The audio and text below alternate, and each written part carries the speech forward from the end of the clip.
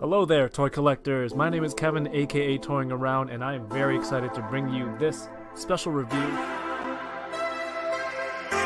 If anything, the Kim family, they're archetypes.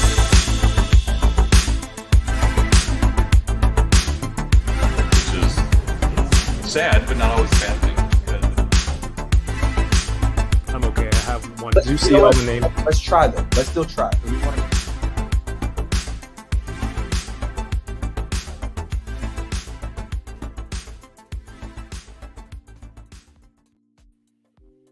What's going on, everyone? Happy Thursday. Is music playing? Happy Thursday. My name is Kevin, aka Toying Around, and you are watching Unboxing Thursdays.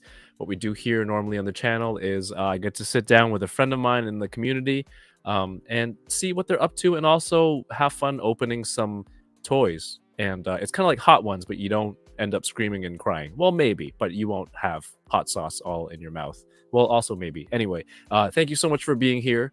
And, like I said, we normally just open toys here, so thank you for tuning in. I hope you enjoy what's going on here in the channel. Last week, I was on with my good friend Mike from High School Creations talking about Wall XD. And if you want to know more about that project, or you haven't caught that stream yet, feel free to go back and watch the replay. And next week, we'll be back. Is next week Enablers? I don't know how months work and how many days are in a month. Next week is not Enablers. We'll get back to that. But make sure you're subscribed here on the channel if you're enjoying the content here and would like to see more.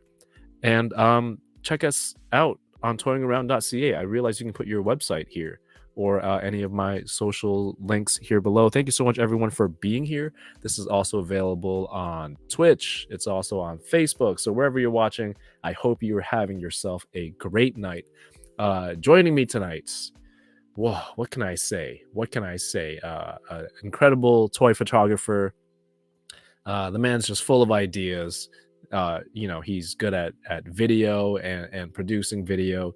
He does podcasts. He does 3D sculpting and printing. You name it, he does it. Is for the second week in a row.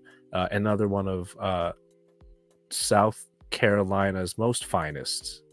Another one.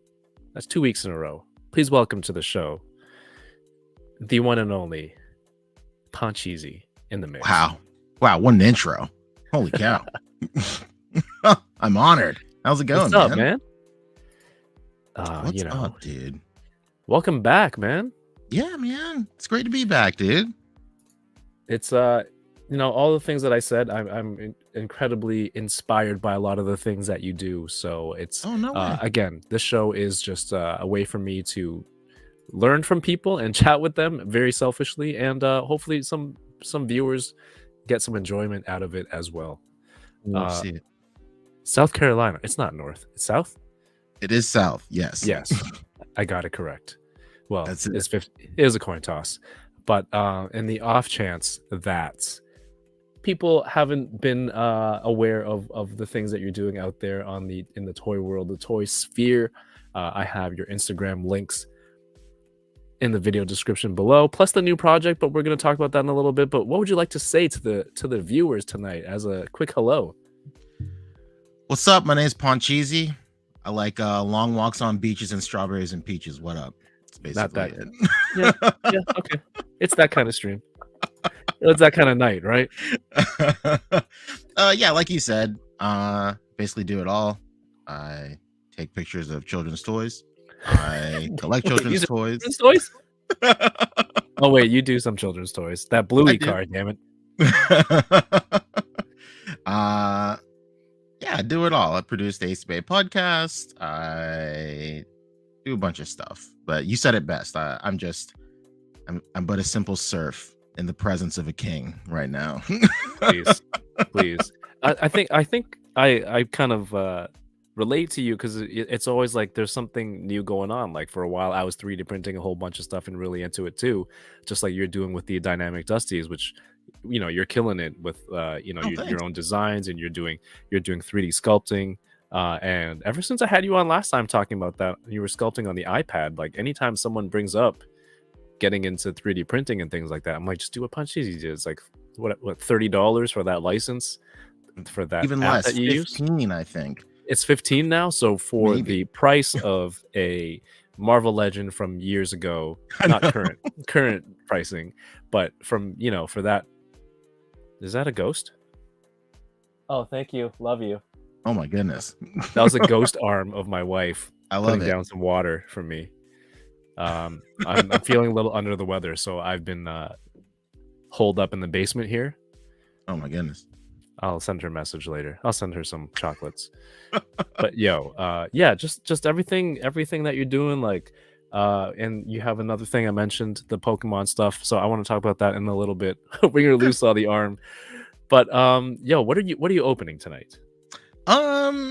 So I, on my way to get dinner, stopped by a Big Lots, if you can believe it.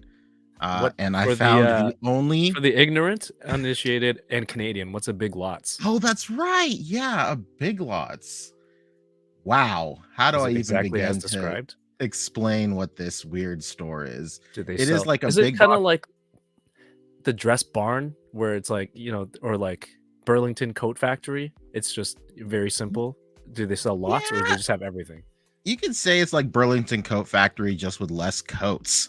It's like it's the big box chain where all of the bigger box chains sell them the product that they couldn't sell themselves. So it's like, okay, it's not quite like a Goodwill or something. It's still like new product or whatever, but they have their own types of stuff that they sell there that's brand new. But more often than not, if you saw like Legos or WWE figures on sale 2 years ago at your local retailer, it's going to be in that toy aisle at Big Lots. Okay. But yeah, Big Lots is pretty cool. I don't know. So you found a tin? Yeah, I found a tin. I found the only tin in the entire store. Like, they didn't even have a tin display. But somehow this was there. I have no idea. It's a tin from last year. It rung up as a 2022 tin, so I have no idea what that means. And then, are the prices good since they're like? Well, oh, I what? Don't know. I can't remember how much tins retail for. I think they're $14.99. If they're not $14.99, hold on one second. Well, they're a good value because those ones, like, you can display the Pokeball, which I think is pretty cool. It's a little cumbersome, but that's at least part of it is flat. It doesn't roll away. Yeah. The bottom is flat, so they don't roll away, which is why I initially got into them. Yeah, these Pokeball tins retail for $12.99. At Big Lots they were $15, and I was like, all right, well, I'm already at the register, so I'm just gonna buy it, whatever. I'm also gonna unbox this Jazzware Pokemon stuff. I figured why not source some Pokemon stuff. I got that, and I have this Sharpedo from Jazzwares too, and then we have a mystery beat up package from THL. People's hearts will break when they find out what's in here. I literally just it came to me in like not even a bubble mailer, but just a plastic bag mailer. And I was like, is this what I think it is? And I took it out and I realized it wasn't wrapped in bubble or anything. So some hearts are gonna break. I'm horrified. I'm horrified right now looking at that box. What the heck? It's rough. What about you, man? What are you opening? We have stores similar to Big Lots here. There's one called Treasure Hunt. It seems like they get old stock from, like, I don't know, Walmart or things like that that don't sell. Sometimes I think they even have returns because they'll have like opened Lego sets for sale, and it's been returned. It's probably missing minifigures or it's filled with pasta. Who knows? And they'll post like the retail price, and then they'll be like, all toys are 40% off. So they paid whatever price. And then they'll be like, oh, this is retail, but we're charging you this much. So they're still probably pricing it, they're definitely pricing it up from what they bought it for to make money. So it's literally a treasure hunt because it's usually garbage. Sometimes they'll have stuff. Then there's another store, Winners. That's the parent company is TJ Maxx. And so they have random things here and there too. That you'll see. Sometimes not even like, I don't know where they source it from, but it's cool.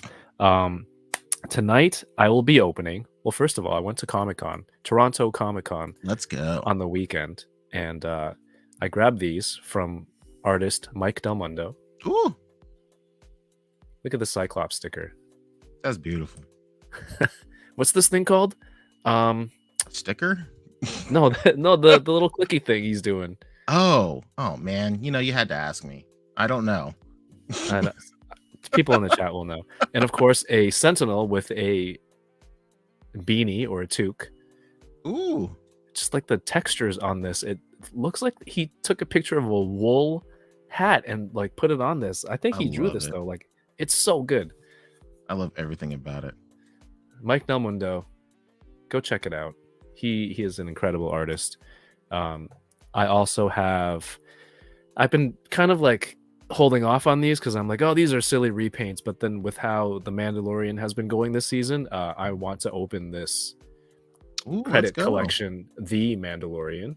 I've always been tempted because I want the little credit piece, which is silly because we can just 3D print it ourselves. But like, this is based on the concept art that they have at the end of an episode. So it's basically a Mando repacked, repainted, and it looks good.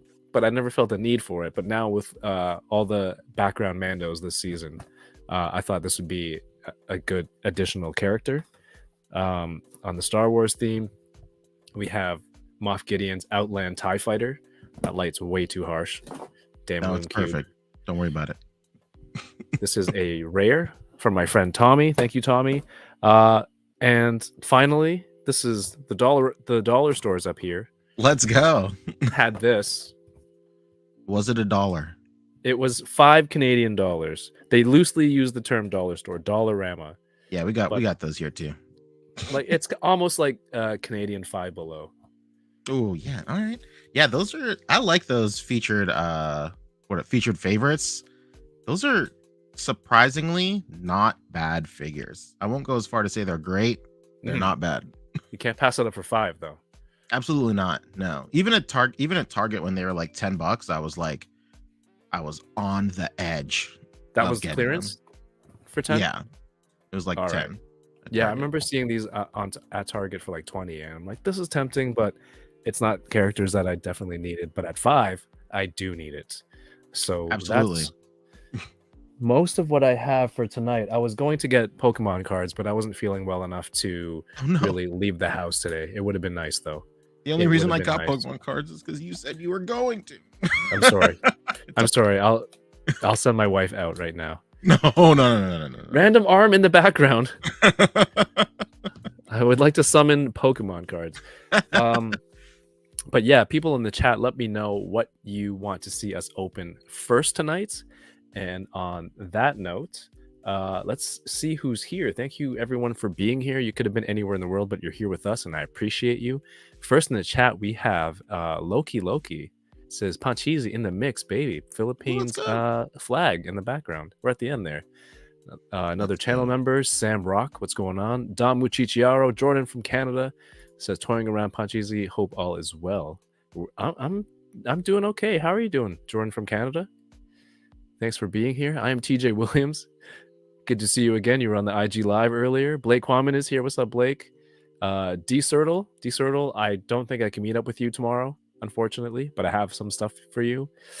Nightmare Nemo, what's good? Mr. Ryan Clark. Nightmare Nemo's Clockwork Orgy. Toy Box of Doom, how's it going? Stream Elements, Tommy K. Tommy, thank you for the TIE Fighter. Bat Force Grump, what's good? Grumps, I need you to hit up Mezco. Where's that 89 Batman, sir? I'm tired of asking every week. It's starting to make me feel bad for asking for what I paid for every week. Doombot 9000. Mackerson over on Twitch. What's going on? Let's see. Jordan from Canada saying what's up to everyone. That's awesome. Thank you. Trevor, 1-6 shooter. Good to see you, Trevor! Man. Nightmare Nemo says it's gonna be awesome. Thank you so much, man. Yeah. The wall is coming. Built the wall. Yeah, we'll talk about Walla XD in a little bit also because we want to keep the momentum going for the homie Mike. Maker and Geek, welcome back. Says hot sauce challenge on the next Enabler stream confirmed. I want to do that. What's that crazy hot potato chip? Paco. Pockies? That it's like that one chip, and it's like super spicy, and it's The like one chip individually challenge. wrapped. I don't know what Yeah. it's called, but Yeah. Should the enablers do that? I don't think I can get everyone on board. Doom Card, welcome to the stream. Yes, South Carolina. I got it right. Brad Harper, welcome. Bluey Boys Rise Up. Is that a thing? that's it. The Bluey car. Bluey Boys, baby. Bluey. Rats babies and Bluey Boys. That's what it's all about. Oh, I forgot about the Brad's one. It's not a coat factory. It's just Burlington. There's a It's store not a called Coke factory. It's just Burlington. there's a store I've seen at the outlet malls in the US called the Dress Barn, and I'm like, that doesn't sound good at all. It's like I just picture a bunch of ladies like, oh, that's a great dress. Where'd you get it from? It's like I just got it down from the barn down the street. Do we want to have that, association? Dude, Not a- you'd be surprised, bro. Is it like Is it- Ross? Is it so? It's like Ross. So it's like Ross and TJ Maxx, all those stores, but replace the large percentage of clothes that you find at those outlet stores and replace it with furniture, like new furniture. And that's what it is. So every Big Lots, the middle of the store is just a huge furniture showroom. And then on the outskirts of the furniture showroom is like your clothes, like housewares. There's like chips and like sodas and stuff, and in the back, and then there's like Gotta have the toys. impulse buy. It's crazy. I don't know. But yo, Kuya Cakes, thanks for tuning in. We were hanging out on the weekend at Off-World Bar. What a was great great. name, Kuya Kicks. Oh my god. He does like retro gaming. He streams retro gaming too. I love it. I feel like that's right down your alley. So go check it out. Good to see you, man. Matthew Toy is here. What's up, Matthew? I like Man, the the new myth. glasses you were wearing the other night. I tuned in right at the end. I'm sorry. I was feeling ill, fell asleep, woke up, said hello, and you guys ended it. So I need to Love catch it. up. But the frames were great. Right there. DHL beat up a package. Yeah. Dude, this There's is a- like the there's a first like mangled package I've ever gotten from DHL. Knock on wood, dude. Hopefully Yeah, first you- and last, huh? You done goofed. You shouldn't have said that. I know. Yo, DK, what's up, man? Hope you're feeling better. And you can thank Pancheezey for. Oh wait, no, we're playing it like this was planned, but this is planned. This is planned. Absolutely, Let's- 100% planned. This has been in the books for months. You got a Black Series Boba helmet for $45? Come on. Come on. It's the Viewmaster, the little wheel thing with slides. Yes, that you look VMAP. through. Very nice. Thank you. Thank you. Blasting it. Oh, everyone knows. Yeah, go check out Mike Delmundo. He's awesome. I used to love the Viewmaster. Yeah, and then they started doing movies with sound, Grumps. He's talking about the 1880s. Not Narb 101. What's going on? Johnny Cox says, I want to see the DHL package. Everyone says the DHL package. Anna, how's it going? Hope you're feeling better. Landspeeder Luke, the incredibly talented 3D sculptor. When there's a new Mando or Star Wars show and there's like new props or dioramas, Landspeeder Luke has them probably like within the next few days available on his Patreon or his shop. You can get Incredible. individual prints. Absolutely Just so much. I might get back on the Kickstarter or sort of the Patreon because I started 3D printing again. But I had to stop for a little bit just because I wasn't doing anything with it. But I might be back. So thank you for being here. Tim Smith, thank you for being here. Congrats on winning the triple Wall XD on last week's episode. That was great. Collecting Grid Incredible is here. display. Nigel Downer says, coming in hot. What's up, Nigel? Also got to hang out with him at Off-World Bar last week. I want to tell the story, but I feel like it's one of those you had to be there things with Nigel. I'll get Nigel back on the show to tell the story. Going Geek is here. What's up, Bjorn? Can't believe Pancho is teaching his Canadian nephew all about the tips and tricks of Pokemans. What kind of Incredible. message is this? It's the worst thing ever. shout out to Bjorn. Best in the biz. Love that guy. Go check out Bjorn on Twitch, man. Stream it all the time. The two. Brad Harper, Thirsty Fox. Thanks for tuning in. Bitter. Hey, what's up, Paul? Only the first DHL package mangled. There's no love for DHL. That's crazy. Especially here in Canada. I know when you guys, by that I mean Americans, buy stuff from Japan, like Ami or something, and they do DHL, and it like teleports there the next day or like in 2 days. It's and insane. You love it because you don't get hit with duties. We get hit with duties here in Canada from them all the time. So it's always like giving them a big middle finger. But I ordered this for the Canadians watching. I don't know if this will help you. I ordered a sweater the other day that was $40. DHL sent me email. It says, before we ship it to you, you got to pay us $15 for taxes, duties, and brokerage and all that stuff. And I was so salty. I'm like, I'm not paying you. So I waited like 3-4 days, and they're like, well, time's up. We're going to ship it to you now. You're going to be subject to whatever duties that go from the customs and shipping company. It shows up. I didn't get charged anything. It's a racket. That's the cheat code. They were going to charge me upfront $15 for what? So just don't do it. Roll the dice, everyone. That's and if you get taxed, you didn't hear it here. You heard it on Bitter Asian Dude Inc.'s YouTube channel.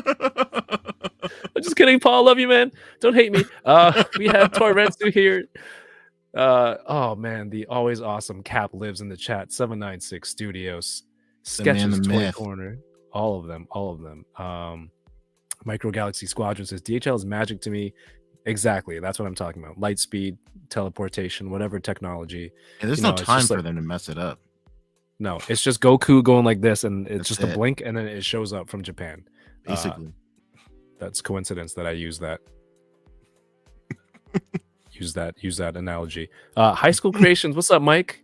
Everyone, go congratulate Mike if you haven't yet. Go check out Wall XD. We'll get into that in a little bit. Pack Photos is here. Says, what's up? Breaking open Pokemon packs. I couldn't find any. I'm sorry. Wow. Sorry.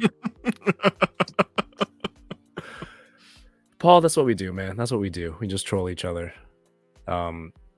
You are in South Carolina, same as Mike, and you had the honor and privilege of checking out some of Mike's Wall XD stuff, right? Absolutely. And did you help shoot some photos for, like, what happened over there, or you just not only two photos, moving photos, moving photos? Yeah. Oh, so you mean this thing? Yes, exactly, just like that. Yeah, I shot a bunch of B-roll. He had me over. It was incredible. We had Cane's. Great chicken finger place. I was like, wait, what? What's Cane's? Is that Raising Cane's? It's great. Short for Cane? Like, yeah. It was incredible, dude. He had me over. We broke bread. We shot B-roll. And then we shot the shit, and it was great. That's awesome.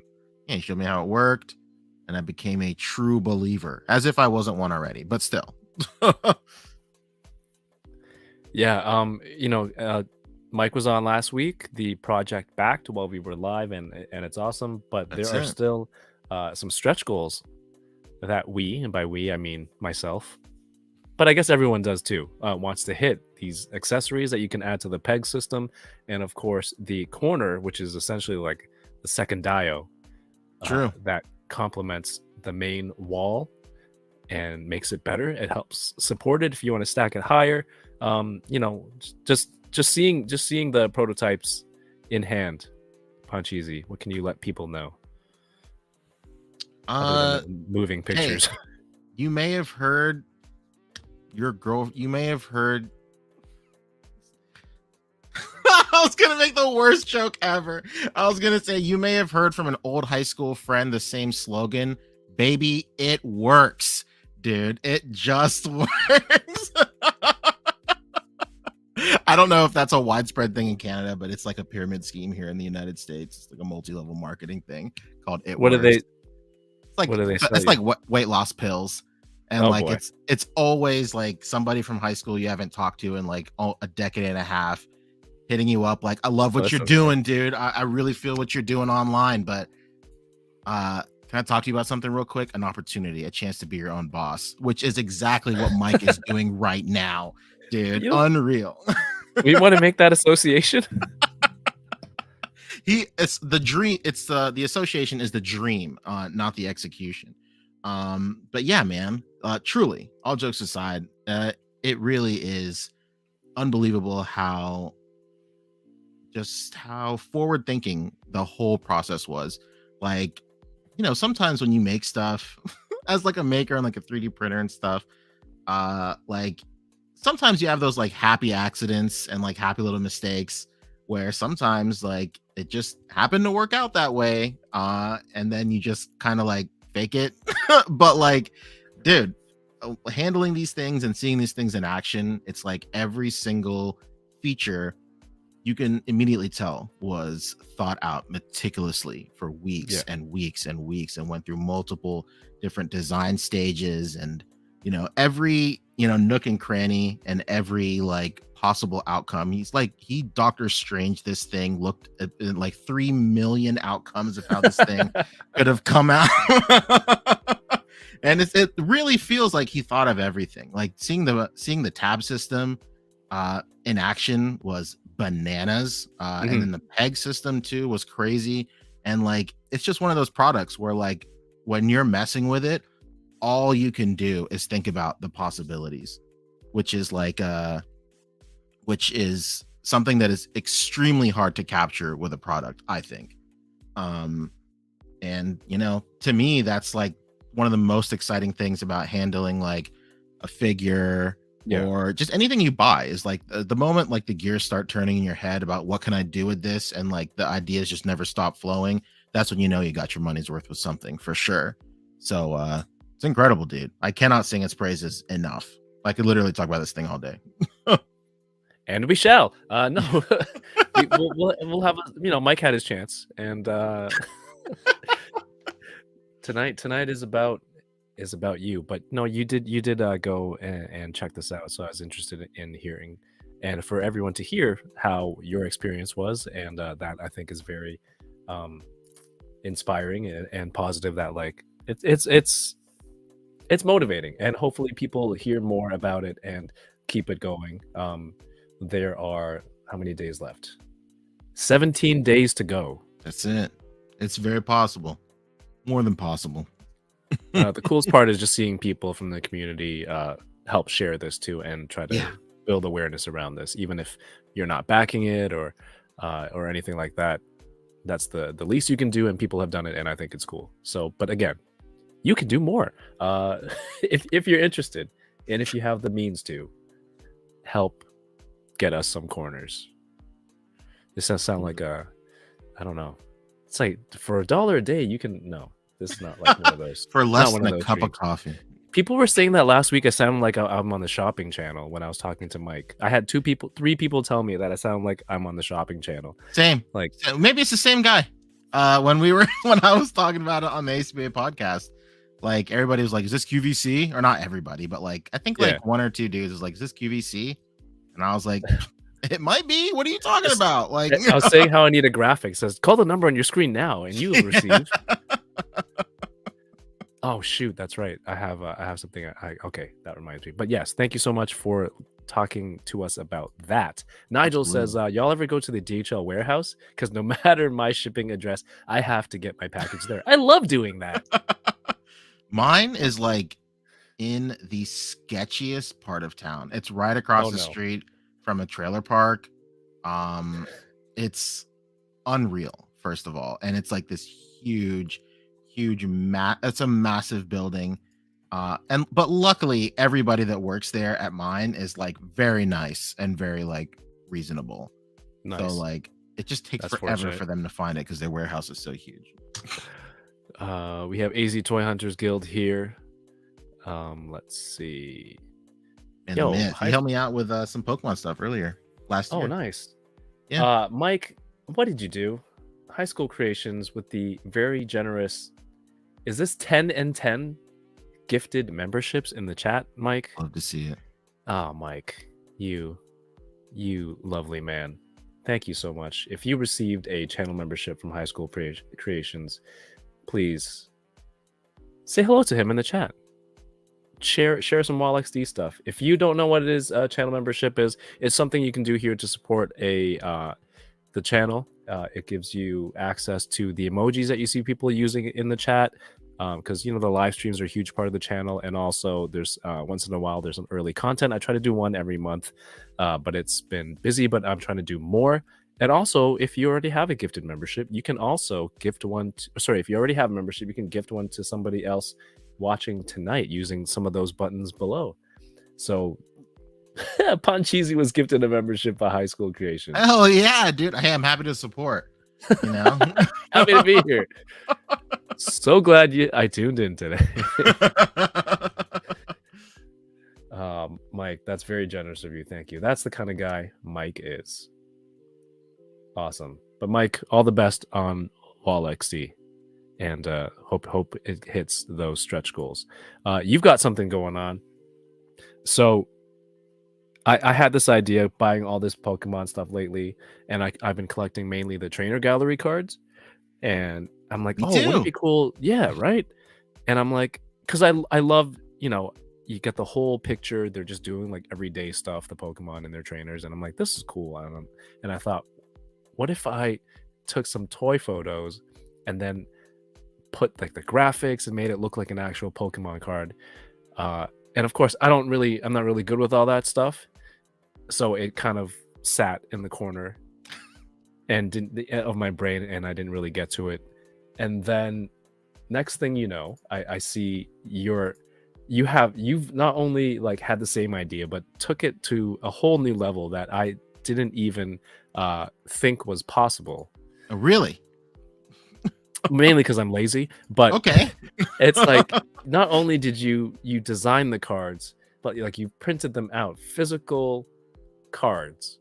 I did. Like, how good does this look? There are already some Pokemon cards out there, and if you don't have to be really into Pokemon to appreciate this, but there are some Pokemon cards out there where they use like a clay figurine or a crocheted figure to be the art on the card. Yes, sir. And that was always really cool. But like, look at this shot here, like a full art card with toy photography on it. You've done the graphics beautifully. Like this is so cool. This is so cool. So like, thanks. How did this come about?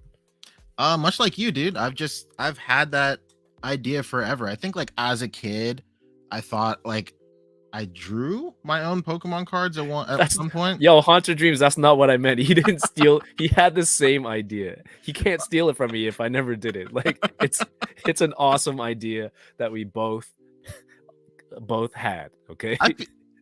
I feel like you did not steal it. I feel like plenty of people have had this idea, which is why I made it a point in the post. You can see it. I had the same idea as many. I think I'm not trying to say that it's my original idea. Do not steal or anything like that. What he's saying is, in the post, he says a lot of people have had this idea, and he stole the idea from a lot of people. Absolutely, yes. It was a group effort. I just happened to get there first. But yeah, dude, when I was a kid, I just remember like wanting to like draw my own Pokemon cards, or like what would it be like to have like my art as a Pokemon card or whatnot, especially during like some of those post Neo Destiny sets where the art got really like crazy kooky. Like I remember when I was a kid, like base set had sick art, and then Jungle and then Fossil had sick art. Rocket probably had some of my best set art across the board, like as like a what do you call it, an average great art. And then some of the cards like in like Neo Destiny were kind of like goofy, and then the card art started getting like goofier and goofier, and then I was like, oh yeah, well I could totally do this. Yeah, I guess I could draw my own. So like I would like draw like little weird Pokemon cards or something, or like cut up my Pokemon cards, cut the window out and like put a drawing in there and stuff. So and then like there are other people that I knew that did the same stuff. So like I feel like this is like a communal idea that's just been floating up in like, I don't know, just like everybody's mind for years and years. Like who doesn't want their art on something that they're familiar with, right? So yeah, when I first got into figure photography and ACBA, like I tried doing the same thing. Like it's just basically just been in the back of my mind forever. Just making my own cards for sure. There it is, Yukimori. Queen, absolute queen. Yeah, so these are the clay models. There's a whole bunch of them. I love it. Oh, I didn't know I had a Litwick. And then there is like, it's just different. It stands out from all the other drawings and illustrations. And then there's the crochet ones. Ashida Ito, I think it says it at the bottom. Ahsoka Ito. The writing's really small and my eyes are getting worse. But how cool are these? Oh, I have too many Snorlaxes. Do you have a whole bunch of these? You have a separate binder, you said, right? I sure do. Hold on, I'm trying to set it up. So yeah, I mean, even if you're not into Pokemon, maybe you collect like Marvel trading cards, or you've done other card games, things like that. Like I think that's what's so relatable to this, and I think it transcends just Pokemon collectors, but in a whole different sense, it's very specific to Pokemon collectors because the new account is Pokemon Plastic Love, and you're just hoping everyone gets in on the fun of this, and you're gonna showcase people who do kind of this stuff on the new account, right? Yeah. So the basic idea is people, whenever they post new Pokemon toy photography and ACBA, just use the hashtag Pokemon Plastic Love or tag the account Pokemon Plastic Love. That way, there's a way to source all of those images in one place, and then every once in a while, I'll go through the tag and then pick out shots that would work the best with certain cards. And so I'll be posting all of those cards digitally to the Instagram. It's all digital, whatever. But I'll post them all to the Instagram, and then I'm planning on having like a Dropbox or something where you can get high resolution images of them.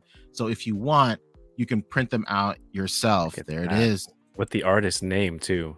Absolutely, and that's a huge part too. Like I want to make sure that all the artist names are in there. Because if you're going to steal from them, you should put their names there. Absolutely. So like another big part, aside from crediting all the artists, is I want these to be proxy cards. So if you're not familiar with like TCG trading card game stuff, proxy cards are just basically fake cards, but you can still use them in play because they have all the same properties. Like they have the same like HP, they have the same attacks. All the text on the card is exactly the same as the official card, except it just has different art, or it's not an official card. And depending on where you play, who you play with, if you're playing with your friends, then obviously if your friend's not like a stickler or whatever, then proxy cards are 100% cool. Even some like local game shops and stuff are super cool with like casual play with proxy cards. But like the dream is to have this set just as a whole proxy set. You can print out a card by your favorite artist or an artist you really like and use it as a proxy card in your deck. And then you have it at your local game shop or whatever. You're showing it off or whatnot. Maybe you have it in a display and people are all like, oh, what's that? That's really cool. That doesn't look like a normal Pokemon card. Oh, I put them all in a binder, man. That's it. Yeah. And then you fold them in to, the toy community. So I feel like the toy community and the trading card community is like separated by a thin veil wall at all times. It's so easy to cross over. And this is like the perfect marriage of the two. And then we get trading cards and new action figure packaging, I'm like, yes, this rules. Exactly. But only McFarlane does it. So I don't get that moment often. And then the big brain 300 IQ big picture type deal is printing these out, having them professionally printed, putting them in a pack, sealing the pack, and then shipping it off, and people have their own pack. Very similar to, so it's a pyramid. Exactly. Believe in the power of the pyramid, baby. So Pancheezey's on top, and he gets two guys to start. Don't worry posting on about him. He Twitter. drives a Corvette. He's just fine. And then like you're showing it on a whiteboard, and Rick just comes in the room and he just draws a triangle. I got to make a call. But yeah, big picture is to just have these physically printed, so people can purchase them and open them, have them in their collection. Big shout out, big inspiration to Posable Productions, Brandon D. Yeah, He's been killing it. He does that with his X-Men photography, and that is such a huge inspiration for what this project is. Oh, and Batman too. If you're into Batman animated series Absolutely. or X-Men, go check out Posable Productions, Brandon. Great artwork, and he does them. The whole style he does has that look of the retro cards for his packs too. So that's cool. Absolutely. All right, let's get to opening some toys. I want to know what's in your mystery DHL package. Oh, okay. We'll do that. Yeah, let's do that first. Hold on. I'm trying to figure out real quick. Hold on 1 second. I'm going to try and set up my other camera real quick. You go ahead and open something up real quick. I will go open ahead and try something. and figure it In the meantime, I'm going to say what's up to Bearded Builds in the chat. What it do, baby? Let's Thank you go. for being here. And he was a bouncer for us at Offworld Bar the other night. Whoa. Accidentally. No, we just had a booth and it was filled up, and him and Plastic Boy Wonder got there late, and they're both like 6'1", 6'2". So they're just standing on the outside. I'm like, what? Who got security? Because Paul already thinks DK's my intern. Because last time when he first met DK, he's like, Kevin, when did you get an intern? And then now he thinks I have bodyguards. So actually, maybe it all works out. Sashimi roll is here. It doesn't matter as long as we're having fun. Absolutely. That's what this is all about. It makes Mike go, this makes me want to shoot figures again. I think again, that's the kind of stuff that Pancheezey's doing, that for me, it's a lot of the same notes. It hits a lot of the same notes for me that I want to get back to, more 3D printing and more photography and things like this. So let me see. The first one up for me. Oh, this is a hand from the Blob. Pancho, you have an iPad Air, right? Yes. No. No. Pro? Maybe. I don't know. I don't know. No one knows. It can use a pen. That's all I know. It's Yeah, thin mine and it can can use use a pen. Nice. Yeah. What kind of stuff do you do on there other than the sculpting, the 3D sculpting? Because I've been finding more and more uses for it, and I think it's pretty awesome. I've never had a good Android tablet, like an Android tablet that can do almost everything. So this iPad has been a eye opener for me. Let's see what. I don't do it much anymore, but I used to it's real gamer hours, baby. I used to game on it a lot. I used to It's easy to hook up an Xbox controller to it. Well, so the best thing, I really love using touchscreen thumb pads. I don't know why. That is like some of the most accurate stuff I can do, probably. I don't know why, but you can buy accessories where it latches onto the side of the iPad and it has triggers. Yeah. And it has face buttons, but you still use the iPad as a thumbstick. So I used to play a lot of Call of Duty Mobile with that, and then oh man, that was great. I used to play Sniper. I'm like, why? There's full Call of Duty that you can play at home. True. I mean, whatever I can win at, I'm perfectly fine. I've been outclassed on consoles, so No, I feel that because people are like, you don't like hockey, Kevin? I'm like, I suck at it. I don't watch hockey. I suck at it. If I can't play it, I don't want to watch it. So I get it. But Call of Duty Mobile is great. Matt Logic 44, what's going on, says, have you ever paid as much for an Android tablet as you did for the iPad? No. A valid point. You get what you pay for. It's true. That is a quality machine right there. It's kind of making me want to get an iPhone too. I've been Android for the last, I don't know, since the beginning. I've always been iPhone. I remember I got the first iPhone when it came out, and the first thing I did on it was post a MySpace bulletin, and I said, I'm posting this from my phone. And Hell then, yeah.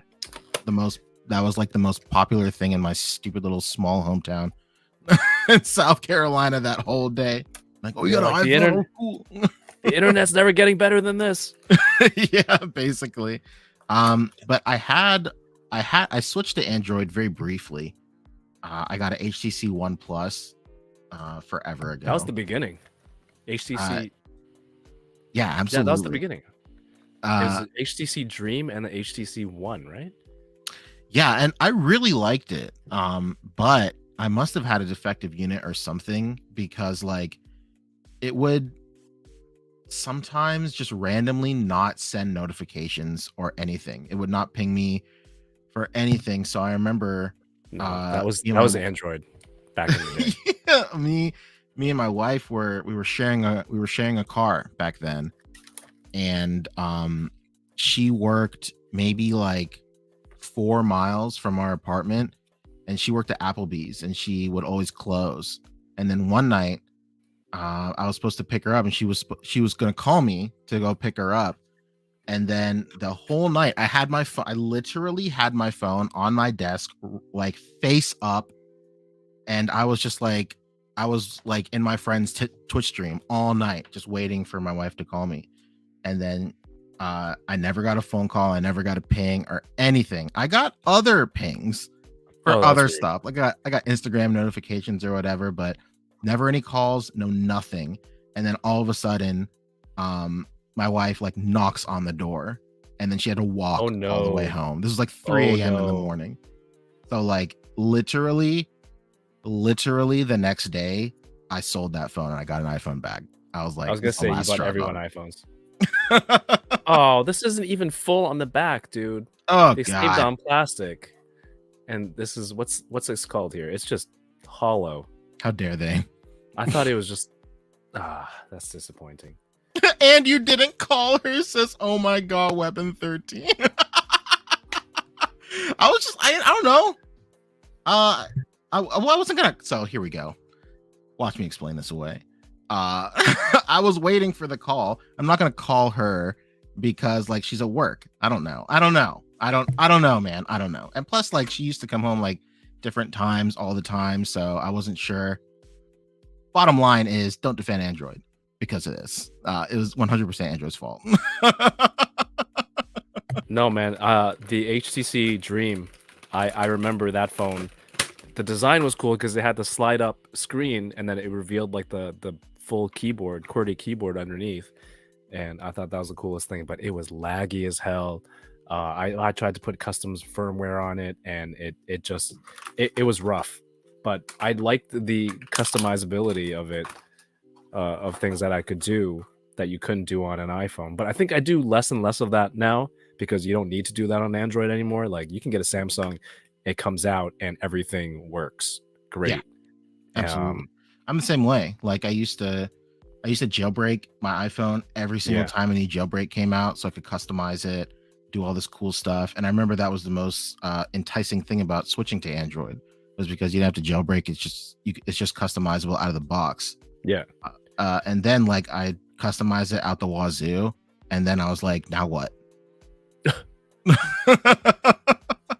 And much like you, like I'm at a point now where I just rock whatever I get, I rock it stock, basically. Like, it is a 90% out of everything. Like, I'll just rock it stock. I don't have time to do all that stuff anymore. The only exception is a Steam Deck, but like that's in a league of its own. Oh, true. And also, before I was like using the Android, you could pirate a lot of stuff. Oh, true. Yeah, not paying for stuff. Incredible. And then now I'm just like, I'll waste my money. I have expendable income. Yeah, it's to the point. It's like the tried and true. It is the best anti-piracy method is accessibility. If it's easier to just buy it than it is to steal it, I'll just do whatever's easier. Yeah. Like, I'm not gonna go through like all these tutorials on how to jailbreak an iPhone just to change the color of my battery charger. Like, I don't care. I don't want to do that anymore.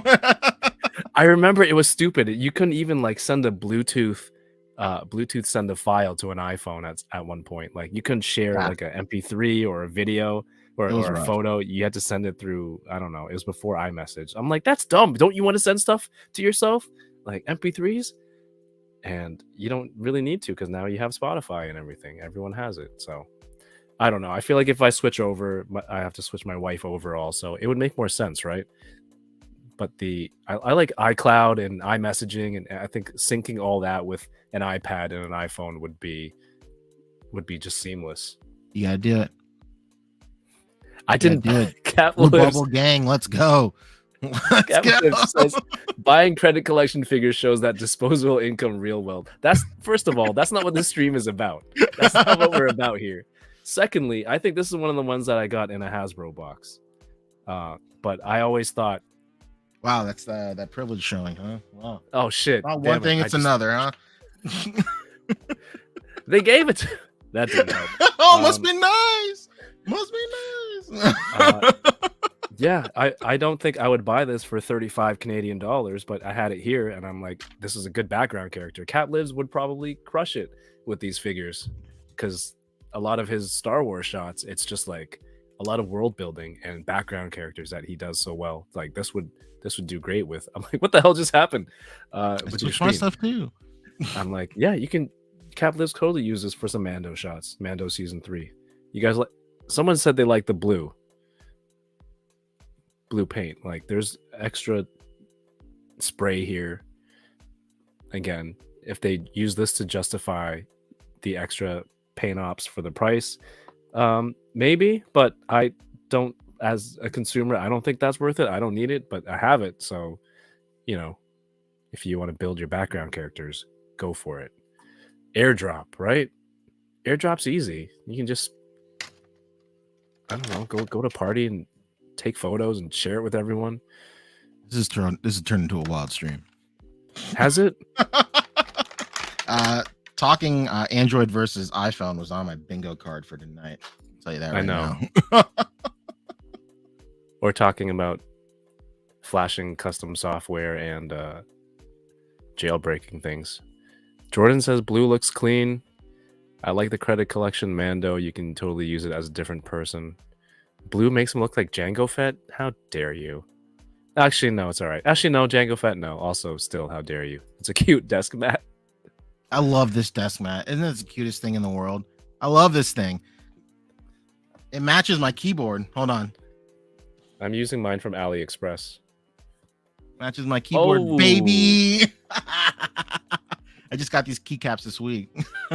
Sick. That's a whole different flex. Getting those keyboards and Shit. customizing It's not a flex. that. It's a shitty $60 one, but I No, think but it's a whole like culture, man. People like get really into that stuff. that's true. Yes, that is very true. A culture I'm not part of because I just got keycaps. It's so funny because and the mat, yeah, I mean it's an aesthetic, you know, it's a vibe. I got a forest wallpaper too, so it is what it is. And then below all this is a wooden desk. So Oh, Matthew says, especially when editing content, just checking how it looks on the phone. AirDrop is just so simple. Yeah, I have to like upload it to Microsoft OneDrive and then download it through OneDrive. And I think if you have a Mac, you can kind of use your iPad as a second screen, like an extension of your desktop if you have a Mac OS.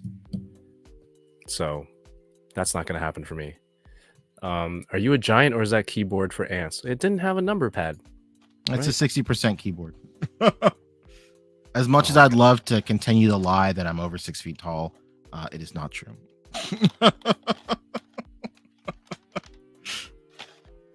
Let's see. Credit collection tempts me for the credits, but I could get those for someone who 3D prints. That's the reason I kind of held off on them to begin with. Cap Lives. It would be cool to have a whole bunch of these. I don't know why. They just sit in a bin and I wouldn't do anything with it. But it's cool to have. Yeah, this is a good background Mando. I'm gonna do a new Mando setup sometime this weekend. So this guy's going in. I'm gonna put up my Bo-Katan, my armor, and all that stuff. So maybe I'll take a photo. Maybe. Oh, here we go. The cards. You're muted, my friend. Whoopsie. Sorry. You're good. Yeah, Okay. here's my Yukimori It binder. never happens here, so it's a breath of fresh air. I never do that. So it's good for the viewers to see something different. But yeah, man, Yukimori, literally my favorite Pokemon card artist. And so you can tell like the inspiration for Plastic Love is very inspired by Yukimori. Absolutely. I got some vintage stuff in here. It's like strewn about. A lot of this stuff there's is a like lot. Oh yeah, there's tons. I have like I think I'd have like half of what she's done. Is it since like the beginning sets? I think Neo Destiny was the first thing she ever did. I actually have the first card she did in here. Oh, It's nice. this it's whoopsie. Seeing how the sausage is made over here, my fault. Whoa, it's just where the camera was pointing, that was not the best phrasing there. It's this Kabu Tops right here. No, Kabu Terry. I don't know. I'm sorry. No, that's Digimon, Kabu Terrymon. It's this. It's this. It's this. I think this is the first card she ever did. And then this Oma Star was in there too. So hell Nice. yeah, dude.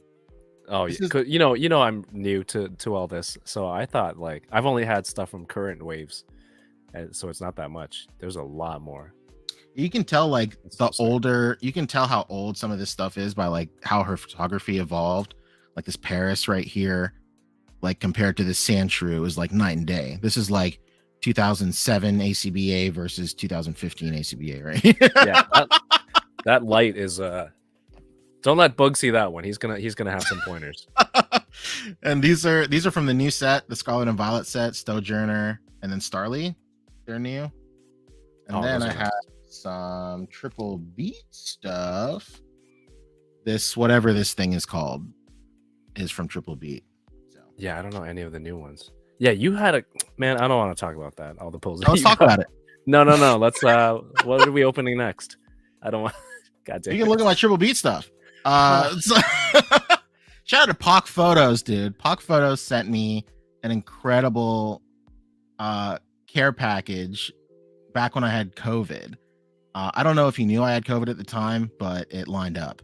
But Nice. but he sent me a not a hoop. I think it was a Hoopla, the first evolution of Hoopla. He sent me a free figure, and then he included a bunch of cards with it. And this is before I was back into Pokemon cards or whatever. So it's my dedication to Pock Photos. First page in the binder.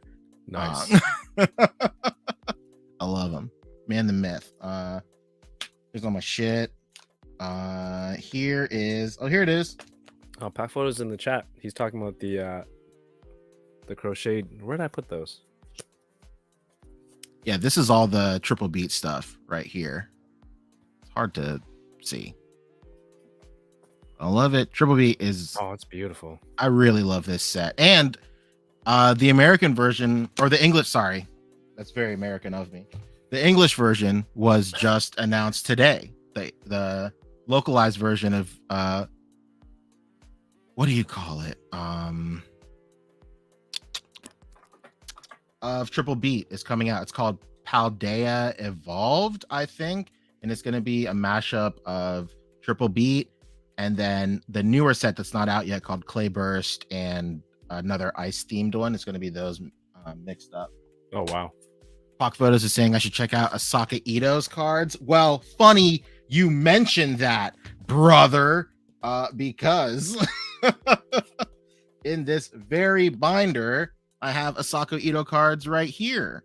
So this is my Asaka Ito, Yukimori, and then local legend, often overlooked, another clay artist. Oh.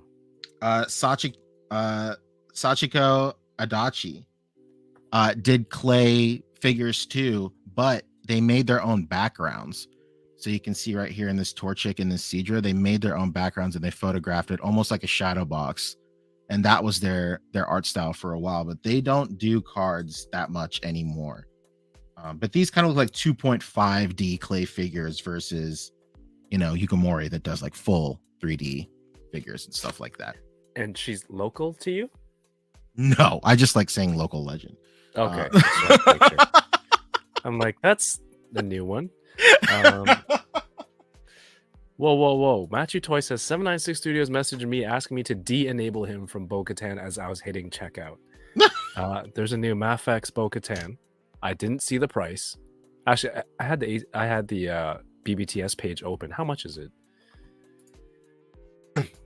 People in the chat. I know BBTS sometimes is a little bit more than ordering directly from Japan, but if I have to pay DHL shipping in Canada, it's going to cost me a whole bunch.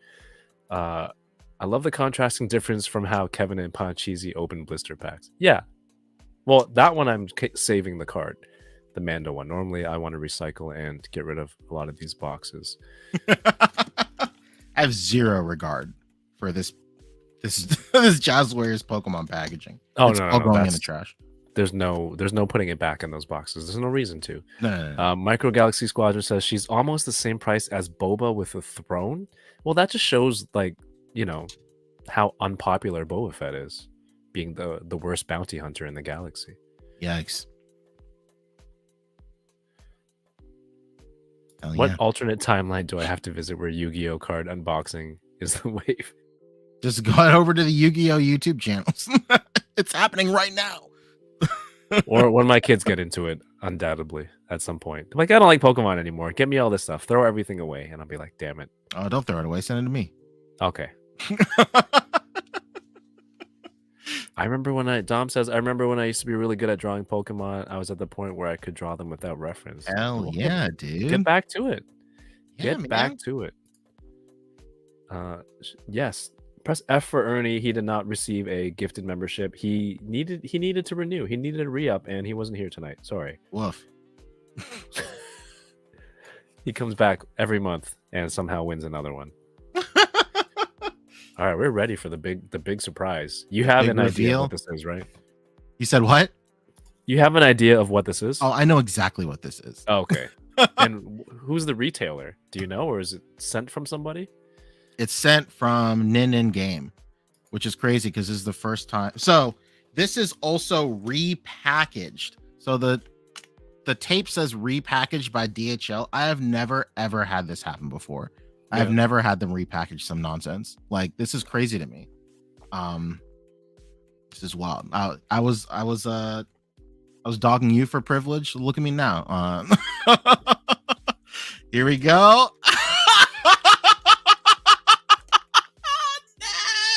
Oh no.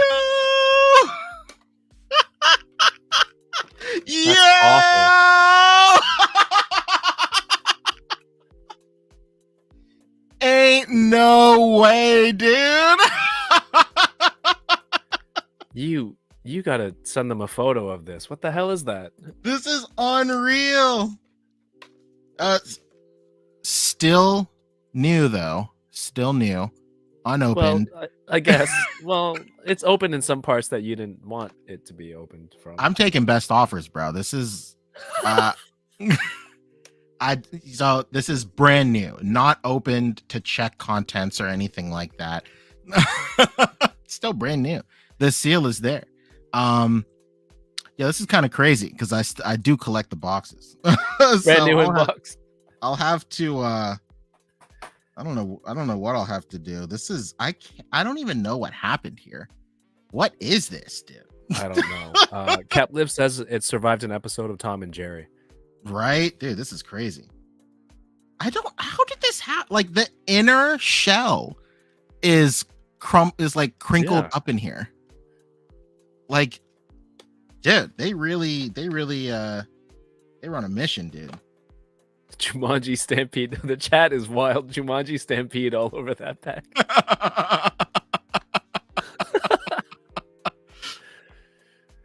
Okay, I'm way behind on Dragon Ball. Who is this character?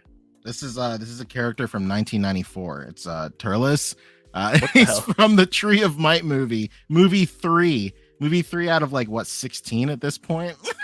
Oh no. Did I? No, I definitely didn't watch that. No, I'm sure you've seen Tree of Might. It's the think so? one with this guy, Tan Goku, comes to Earth, plants a giant tree, and then he eats the fruit, gets buff, and then gets folded by Goku anyway at the end.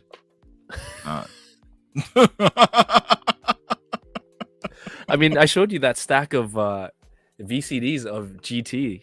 I love I it. found the other VCDs, day. dude, takes me I'm gonna back. s- Johnny, he got hit by the spirit bomb. The dead ass, dude. Like played out exactly like how it did in the movie. Look at this. I have them right here under my desk as the I got to sell these at some point pile. I love it. Here we go. Oh, I'm only up to 1992. That's why, says Matt Logic. Yep, that's me. That's me. It must have been one of those newer episodes. Look, this used to be one episode per disc. I love this. Per disc. Oh, there's art. Dude, if you're selling, I'm buying. For real. What? Dude, I'm not joking. Do you even have a CD-ROM drive? I guess No. will it work in a DVD player? I don't know. No, you need a VCD player, which I No. do have. Look at the oh, okay, the postcards are cool though, or the arc. Yeah, that stuff is really cool. I love this stuff, and it's Chinese too, which is great. Something you don't see is. it very often. It Is it Chinese? Yes. It Right? is. Yes. Nice guess. No, it is. It is. Yeah, if you want them, I'll send them to you. Oh, dude, let's go, dude. I'm trying to make space. I don't need this in my life. You're Absolutely. gonna need you're gonna need to find some missing episodes though. Oh, I'll just head to my local flea market. And I'm sure they'll have it. We have 1, 2, 3, 4, and these were expensive too. I can't believe I paid so much money for one episode. 5, 6 for GT, 7, 8, 9, Oh, that's the 10, mustache episode. 11, Sealed. 13, 14, 17. Oh, dude, that's the movie. Path to Power. Let's not Path to Power. The Goku Jr. and Vegeta movie. That's a great movie. I was just watching clips of that movie literally yesterday. Look at the package he just got. Give the man the damn discs. What in some universe you've earned? Yeah, no, they're yours. I'll send them to you.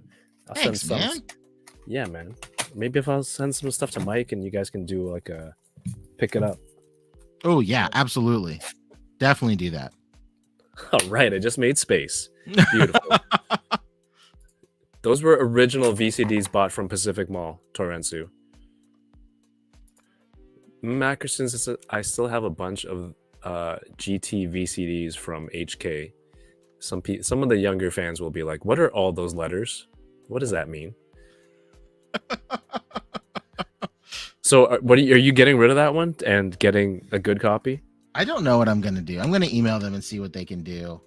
It doesn't. I can't even imagine what they're going to do. I assume it's out of their hands. Like DHL themselves, like repackaged it. It has nothing to do with them. It has nothing to do with Nin Game.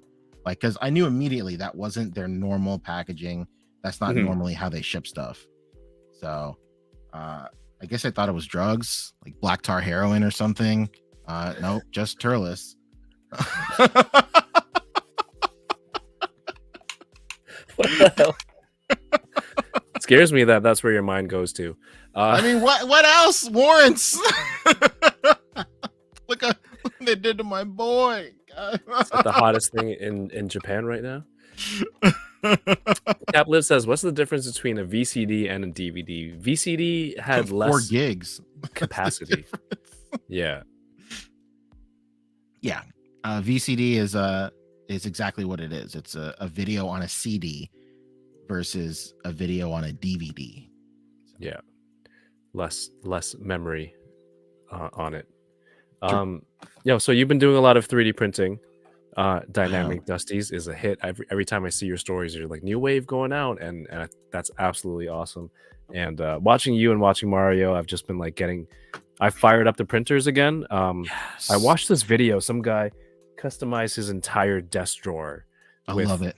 Different layouts for specific tools, and they weren't just trays that would hold a bunch of stuff. They were custom designed for like the tools that he had. So I got into this huge rabbit hole, and eventually I found this thing called Gridfinity. I don't know if you've seen it. No, maybe I have. I don't know. But basically, it's a grid system. You can have it's uniform squares like this, and then you can get a base plate in different sizes, as big or small as you want, and then you build modular kind of little storage things. Oh, nice, for like SD cards and stuff. So this one's SD cards. You can build stuff that's like multiple compartments. You can stack them on top.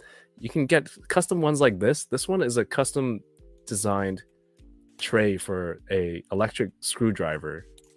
Oh, incredible. And it fits all the bits and all that stuff.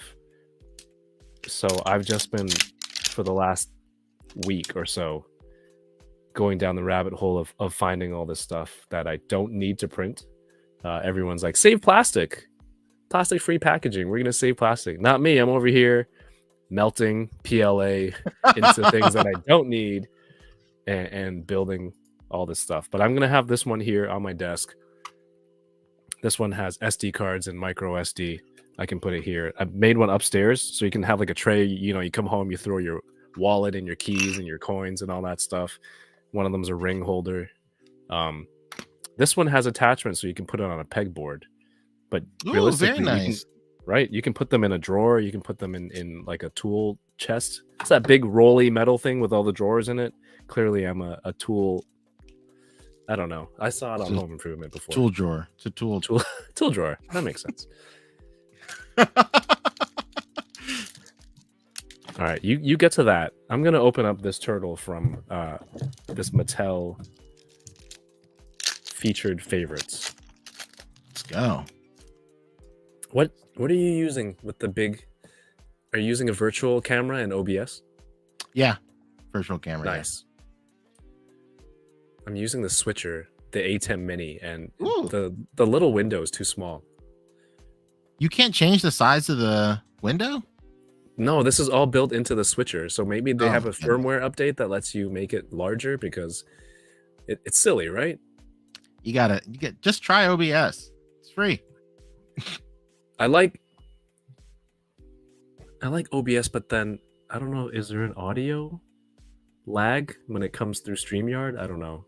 That's what I'm worried about. I don't know about well, I mean, I'm using it right now. I don't think so. That's true. Seems fine to me. That's true. Yeah, yours looks good. Shit. I didn't need the switch. I didn't need the switcher then, because I could have done 2 cameras. Yeah, do it. Tomorrow. In the mix. I collect trainers too. Like even like regular trainers, I still collect them. Yeah. Myron. Okay. Welcoming Lantern. Sneasel. Feel. Patina. Cast Form. What set was this? This is Chilling Rain. Aka Chilling Pain, because people hate the pulls in here. And last but not least, a Passimian. The name lives on. Still great. All right, so I'm gonna open this and I'm gonna do a shot with this. Hopefully, if you got this turtle, what would you use this as a shot for? What would I use it as a shot for? I'd shoot him saying "dude," probably. All right, so we haven't come to the same idea. Okay. No, that's good. That's good. That means I gotta go do it fast. Oh, that's absolutely right. All right, for $5 Canadian. Oh, okay. It's nice, huh? Is this your first figure from this line? Yeah. Okay. Oh, wow, dude. Yeah, aren't they nice? When you put his flippers like this, he looks like a dinosaur almost. Or one of those things in Star Wars, the giant praying mantis looking bug. Oh, yeah. I can see it. Dang, this pack has a lot of great art in it. Ooh, Pancheezey. I like it. A lot of great Gen 1 stuff. All right, so I'm going to use this as Master Roshi's. I forget what the turtle's name is. Oh, turtle. It's literally turtle. Literally turtle. It's been a while. But when he first comes to shore and he meets them, Goku and Bulma, I was thinking of that scene. I Oh, can get totally. put my SHF. I shouldn't have told everyone in the stream. No, you got it. It's a free idea. It's fine. No, we'll all do it. Hopefully it works. I don't know how. I'm gonna have to use some monitor background Oh yeah. with the sunset and this. Can you 3D print a harness saddle and have Mando ride the turtle? I mean, yeah. It's just somebody has to. I can print anything. Just need somebody to design it. The printing part's the easiest part. It's not easy. It's easier. That's the only reason I bought this turtle. Well, sorry, one of two Really? reasons. Oh dang. The other reason is $5. Have you gotten any hits? No. Zinnia's resolved though. Pretty nice. Ooh, Gordy, 2 trainers. I love trainers. Pop it. Feebas. Teddy Ursa. Got a Patil. Let's go. Hitmonchan. I love this card. Such a nice card. The art is really, really nice. That's a good pose too. If you can get I a love it. if you can get a highly articulated Hitmonchan to do like ACBA with that, add some effects. Incredible. He's so good. I don't think And anyone has. last but not figures least, for that. Yeah. Nothing. Marshall. Ah. Was that the It's whole okay. tin? It is 3 packs. Oh boy, It's fine. It's fine. It's no big deal. it happens. I'll be okay. I'm done with the ETBs. And at the Comic-Con, I went through people's binders looking for the trainer gallery. Oh, That's I where think I'm at at this now. point, like so many people have doubles. Like a lot of dudes are just giving it away. Damn it. At my local card shop, a lot of dudes are just giving stuff away. This is my trainer card binder. Very excited. I love it. Nobody Yeah, I gives have stuff away in Toronto. You said what? Nobody gives stuff away in Toronto. Oh no. You just gotta find nice people. What do you call it? Let's see. Let me turn my camera off. But yeah, I have my trainers organized like this. I have my full arts at the top and then just regular trainers down here. I still really like it. I don't know. I feel like I'm the only idiot that really loves these normal trainer cards, but I still love them. I don't know. Nah, man. It has you've built a connection with it, collecting and playing. I just love the art style of old trainers. So like I really like to collect those. Absolutely. I like that youngster Pancheezey one that you did. Oh yeah, absolutely. That's the first card I made in the set. Just because I So love it good. so much. Cap lives. Bing bong. They have the whole wave. They have the whole wave at the dollar store here. It's $5, but I don't know how much it's going to be to ship it down to you if you need one. This is the wave. Good wave. Yeah, the Bing Bong, like I almost got that, but I wasn't about to pay $20 for that thing. I haven't even seen that movie. Oh, what? Movie's all right. Movie's okay. I got a lot to catch up on. But yeah, $5, and then you want me to get it? I'll ship it down with the VCDs if I see it. I'll If it's pick it up. $5, yeah, sure, why not? Awesome. Prove them wrong. Who's them? I'm the one who said Them. nobody here gives shit away. Why would I prove myself wrong? That's Who's them? doubly silly. You watch King of the Hill? Absolutely.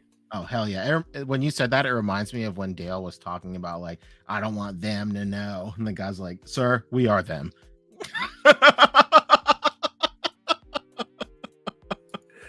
Dude, when my first kid, when she was younger, I used to play tricks with her, and everything that I did, the sound effect was always "sha," which is just Dale and his like ninja sneaky moves to a point I where when love she was it. growing up, she would be doing "sha" and like she'd run away, and it was one of the best parenting moments of my life. I love that. much King of the Hill. like a lot of stuff on tonight's stream, I'm going to steal that as well. Oh my god! So it's true. Absolutely. I'm gonna teach my kids squirrel tactics. It's the whole nine. Like pocket sand. We're doing it all. Kickball. I mean, I who was it that made those figures? Loyal subjects? No, is it Jade? Not Jada. No, the old ones that had the build a fence. Oh, in the the background. build a fence. Who was it? Yeah, I don't know. I have Hank. No, You have I have Hank. Bill. That's insane. I have Bill, Peggy, and Luann from that wave. Yeah. But like, I Bobby remember is the one that cost stupid money. Oh yeah, I can imagine. I remember for a long time the whole wave was on eBay for like $245, and I was like, I'm so close. You're close every day. What is that now? Instead of buying Pokemon, you should buy that. Oh my god! You know what? Let's look it up. Oh no! Oh no! Let's look it up. But now, since like Loyal Subjects did their King of the Hill stuff, it's like harder to find because. Oh, Matt Logic. That's right. He bought the ones I had them. Luann. I think I had Dale and Peggy. Ooh, Was let's that the go. ones that you bought? Loyal Subjects was it like just Bobby? They had Bobby, Hank, and Dale. As a matter of fact, you know what? I have those. Did you get all of them, Matt Logic? I don't remember which ones you got. I don't know if I have any left. We used to call my brother Boomhauer because he always mumbled when he talked. Oh, that's perfect. I can use that for somebody else. I know. I don't know you. That's my purse. My purse. I have the Hank right here. Oh my god, I remember this. On an old man Logan body. Because why not? Right? You're gonna get those arms and forearms carrying all those propane tanks. Absolutely. And then the Clint Eastwood character turned to the camera and said, "That propane tank is empty." And then I have Special Ops Dale. Wow. Right. How have I not seen? That's perfect. That body is perfect for him. Let's go. That's Rick Flag The body. Suicide Squad. Yeah. Rick Flag body from Suicide Squad. Once again, Oh big my shout out to God. Rick. He put me onto this. He I did am it from the jump. floored by this kit bash, and that's the Loyal Subject's head. Yeah. That's it. So It's- Loyal those are Subject's those head. like little 3-4 inch characters. Mm-hmm. Yeah, it scales perfectly. What? Yo, they had this Rick Flag at the dollar store for the longest time. That's it. I think Oh, I no. just cut it and dremelled it. So easy. But That is totally. If there was like a live action King of the Hill, like that's what Dale would look like. That body, like, Absolutely. that's what he'd be wearing. and the articulation on here isn't oh, actually, you know what? Eating my words right now. It's bad. But I haven't posted this thing in forever. Look at this range. What the hell? It's awful. He's military. He should bend more than that. But you know, for a nice vanilla pose, it's fine. Nigel says, "I will watch this King of the Hill." Oh no, you gotta watch the real one, brother. I passed on all the Suicide Squad Dollarama stuff. It's the You see any 6-inch figures at Dollarama, just pick it up. Pick it up. You'll never know when you'll need it. I bought all those Shazam figures because that Asian Shazam, I use his head. I don't know what their names are. There's an Asian one. Asian Shazam. I don't know his name either. So that's his name. That's his That's name. his Asian name now. Shazam. Asian Shazam. I used his head as a custom me for a little while. Hey, what's up, Henrock 112? Yeah, we're gonna need more King of the Hill stuff. Oh yeah, for sure, dude. Every day I hope and pray for more King of the Hill. It's true. I'm not lying. I think the thing that stuck with me the most was when Bobby came home from school and he wore the pants that said Oh, cutie. on the butt. They're like the and Hank's reaction was like, oh.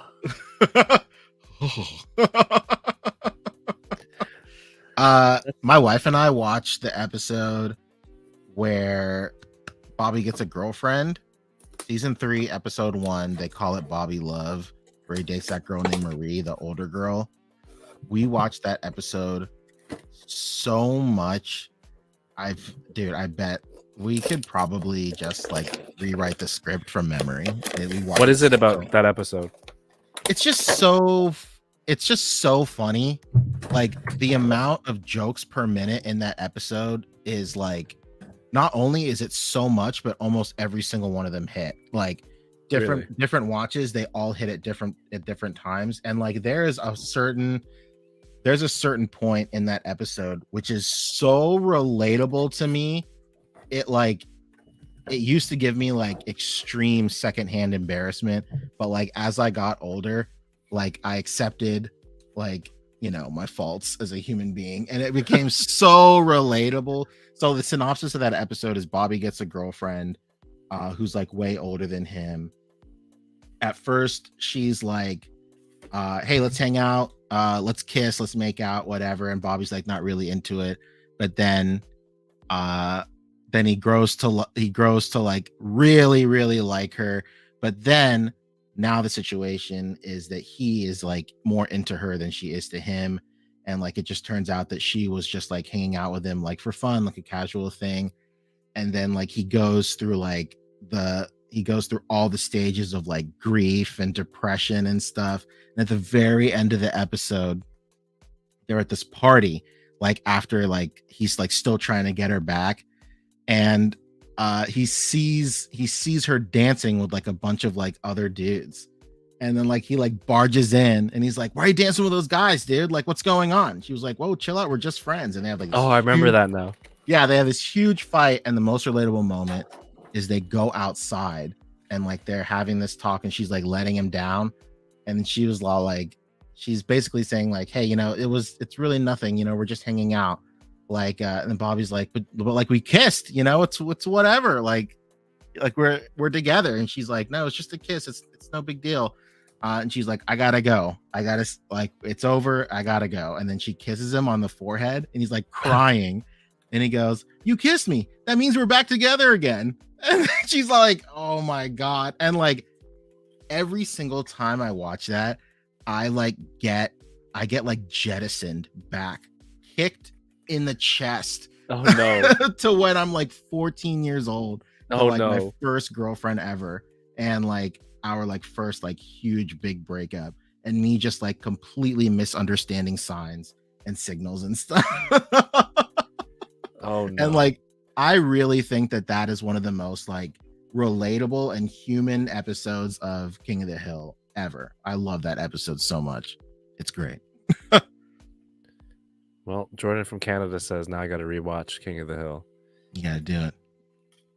Oh, I saw the Mario figures last week at Toys R Us. I might pick some up. I actually just returned my entire set. How come? Because they're on clearance. They're not on clearance, but they're on sale for 30% off. I bought them at full price. Oh, yeah, absolutely. I just returned I them. thought maybe there's something wrong with them. No, there's nothing wrong with any of those. They're all fantastic. I love how the eyes follow you around. It's like Mona Lisa. Yeah, I saw that. When does Mario use a plunger, or is it just like maybe it's something from the movie? Is plunger? I mean, he's a common plumber. weapon? Yeah, I know that. Yeah, I know that. But like as an actual accessory, I feel like. Well, I would imagine that in the movie, it starts off with him like in the real world before he goes to the Mushroom Kingdom, and it spends like quite a lot of time with him as just like a regular plumber. Yeah, I will reserve judgment until then. True. Did you watch the old 80s movie? Yeah, I tried to wipe it from my memory. Oh no, that's a guilty pleasure of mine. I love the live action one, right? Yeah, absolutely. Was that 80s? Yeah, I think. Or maybe early 90s, probably. Early 90s, yeah. I feel like that came after Ninja Turtles. Like Ninja Turtles had a lot to do with that being made. I think so. The older girl was Sarah Michelle Gellar. Buffy the Vampire Yeah. Slayer. Another solid show. The Seventh Sister? Was she?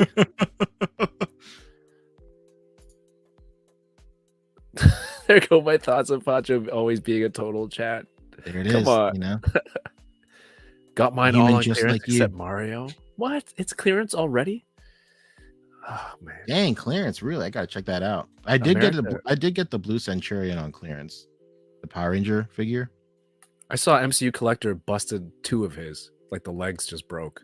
Oh no, that's awful. Yeah, he got one and then it broke and then he went to go get a replacement and then that one immediately also broke. Oh my god, you should order from. You should get it shipped by DHL. It'll come broken. So it should save some trouble. Save him some time. Hey, what's up, 80s baby?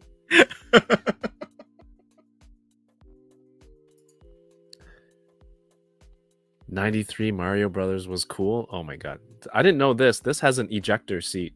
Ooh, at the that's bottom. sick.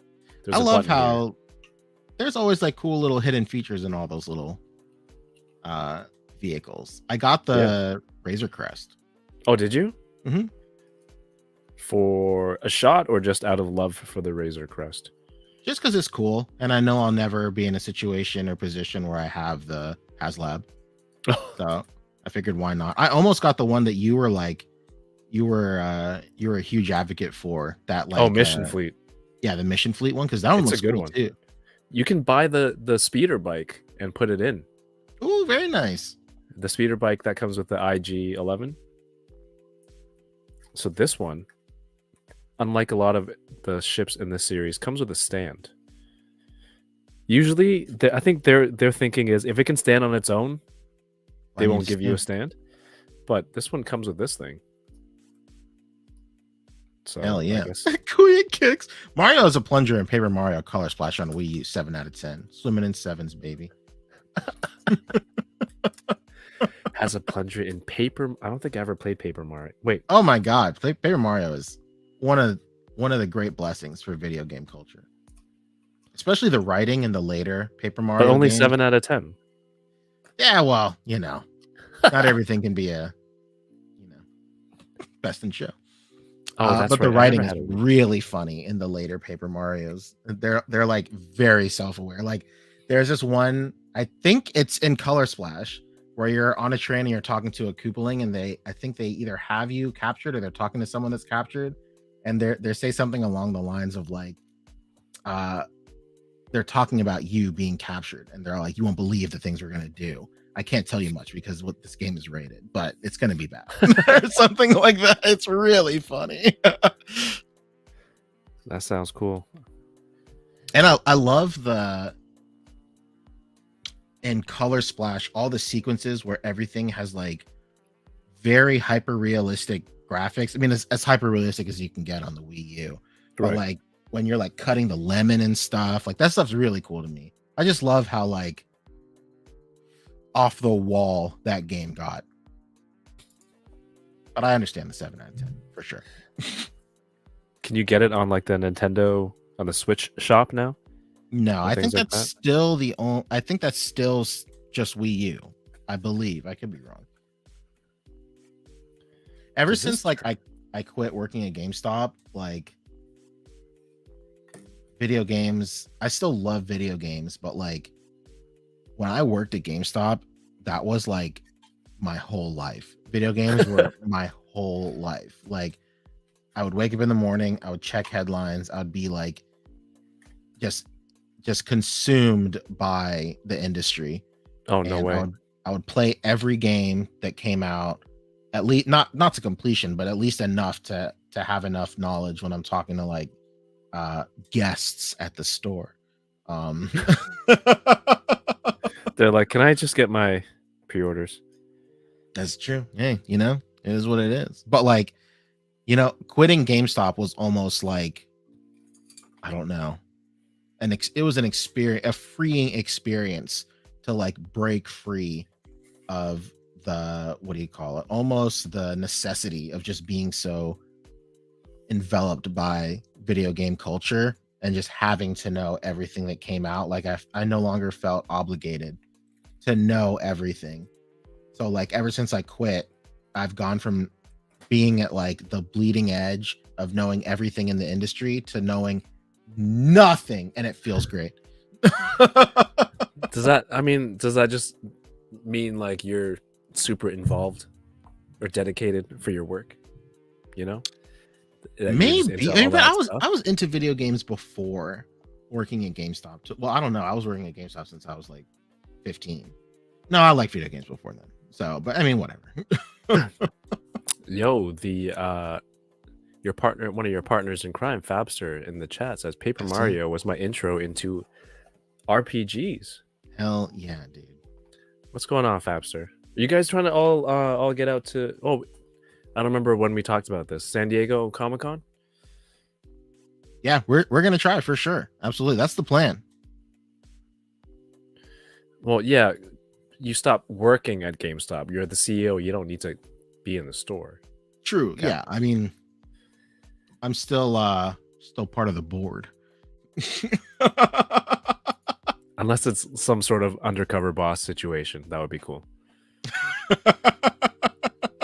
But yo, Comic-Con, you know, Fabster's already out there, and hopefully you can make it out. Mike's gonna go, right? Oh hell yeah, dude. So you know, if there's gonna be a whole bunch of Toy Migos there, a bunch of enablers there, and hopefully you can make it out too with everybody. Yeah, I would love to just get the whole community together and just hang out and just do like cool stuff. Like the dream is to just have everybody under one roof and almost do like a weekend, as like cringy as it sounds, like a weekend like content. Like I don't know, just we could just like film everything for a whole weekend and have enough stuff for an entire year. Yeah. Like I'm gonna get this. I think I'm gonna get that Insta 360 camera, but Oh, that's right. Yeah, you were saying something about that. yeah, but I've just been looking into that. But just get like a super wide angle lens because there's gonna be a lot of familiar names out there. I love it. It'll be great. Man. My toy influencer tier list will come to fruition. You will see who I will hug. Oh, who I that's will right. That's right. I might update it right before we go, just so everybody knows what the deal is. And is it? Yeah, because it's been a while, right? So you know your opinions and taste for people, not taste True. for. It's not. It can the only vampire. go up. It's gonna change. We're gonna see it happen in real time. Everyone. Live crossover podcasts. There's gonna be so many people talking at the same time.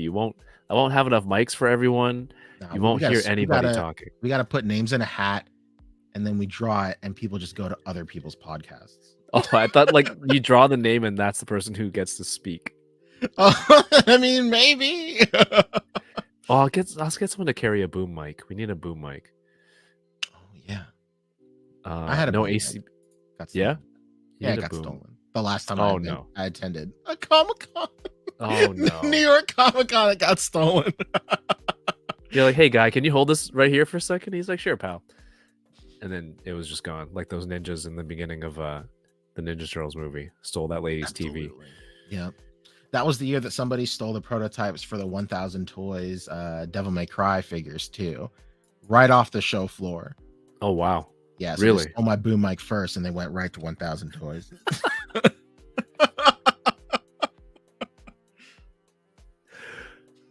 Oh no. Dario says, is that the camera that TikTok shows people reading? Yeah, I think so. There is a mode where if you carry it by your mouth and Yeah, you look like a Titan. a Titan running. It's pretty cool. That's one of the features that you can Just do one on of it. the many. Yes. There was someone walking. Yo, someone had your boom mic at Toronto Comic Con. So Could be. Sam Rock.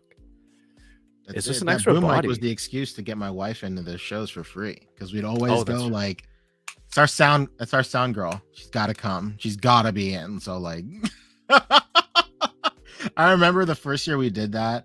But Bug and I had press passes, and then my wife did not. And then we're like, me and my wife were like low key, like freaking out. It's like our first time ever doing this. Boog's like, just don't worry about it. It's gonna be okay. And then and Becca and I are like, what if it's not? Like, what are we gonna do? So like we get to there and the guy's like, can I see your press passes? And Boog's like, all right, here it is. And we start he's like, all right, let's go. And he's like, no, hold on. Like, she doesn't have one. Where's hers? And he's like, oh, come on, man. Like, it's our boom. It's like our boom girl. Like, she'll get one when she gets in there or something. And the guy was like, come on, man. You know, she's got to have a pass. And he was all like, you see this line?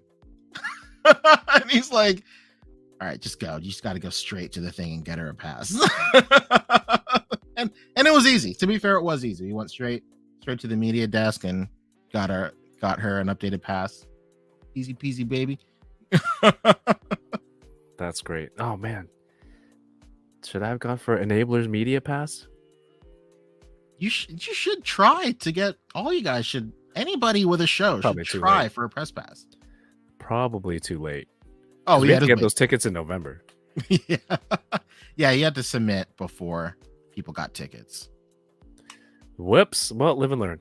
But like, and learn. you know, even for local stuff, you know, like the thing you went to just now, I'm sure. Oh, I don't know. I don't want to put my name on it, but no, they do have an option on their website for media. Oh yeah, all you got to do is just talk it up, baby. I just keep forgetting to do it In some capacity. It's too late. Yeah, that'll do it. There's a local, I say, in Atlanta, which is like 5 hours away from me. But it's like my favorite. It's my favorite con to go to, and I do a press pass every year, and I just talk about it on the podcast, and that's enough.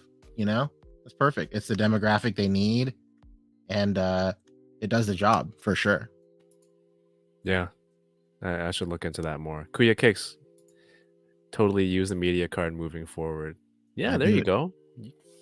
Gaming, there's a gaming part of some of the toy cons, and you do some streaming. That could work. Yeah. Justin says, when I had a podcast, I was able to get media passes all the time for the local stuff. Yeah, I should do a better job of that. And then I think I've been doing more vlogging at some of these events, so hopefully that helps out. Because I'm gonna do one for San Diego Comic-Con. So whoever's out there and you see me, stop by, say what's up. You can send a message to people in the chat, and I'll put in a video. Static Thunder sent a super chat. Thank you so much. Thank you. You're far too kind. I think this one's for you. Yeah, Fish Blackjack. Yeah, Static Thunder is in my Discord server, and I just set up a bot. I think like maybe 2 days ago. It's a great bot, Maki.gg, and it has like a currency system. So in my server, you can earn currency the more you talk and whatever in the server, and you can use that currency to buy like vanity rolls. So there's a vanity roll. It's an army builder roll, so you can get like a 10 plus army builder roll, 25 plus, 50, 100. But like they cost more and more money. And then, but other ways to earn money is you can play games. Like you can play blackjack or you can fish, but it's all randomized. So like Static Thunder all day today was just gambling in the bot channel. For hours he was gambling in the bot channel. And dude, as of like 8 minutes ago, he finally had enough money to buy the 10 plus army builder roll. Oh my god, that's crazy. I'm barely surviving Discord and running it. Now you're doing all this extra crazy stuff. The bot stuff is really fun. Like I think that adds a whole other layer to how fun it is to just be a part of a Discord community. So like I have the currency stuff where you can buy fun stuff, but I also have like a leveling system where like the more you interact in Discord, the higher levels you get. And once you reach a certain amount of levels, you'll get more vanity rolls. So like my levels are based around like forms from Dragon Ball. So there's like homie, super homie 2, super homie 3, super homie 4, super homie God Blue, God Evolution, Akiri homie, Beast homie, Orange homie. There's That's But- insane. so I mean, but it's just like fun. They don't really do anything, but like it's fun. And then like once you hit a certain once you hit a level, you get access to another channel called the Homie Hall of Fame, where it just shows your level progression, and then everybody just posts gifs of Dragon Ball characters powering up. Like it's I don't know, it's like the dumbest stuff ever. It really reminds me of like this level of like stupidity really reminds me of being in like AOL chats and sending like ASCII images of like people doing table flips or like the Kirby dance or something. Real boomer internet stuff.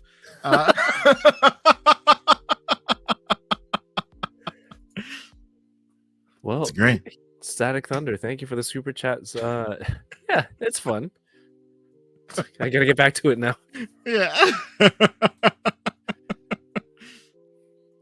Eddie Rodriguez says, "What's the purpose of a Discord?" I mean, like, it's just a place that we have. It is like a chat board, right? You can go in and talk to everybody in there, but you can also have different categories, different rooms to talk about different things. If you want to give it a shot, the Enabler Discord link is in the video description here on YouTube, or I can just paste it into the chat right now.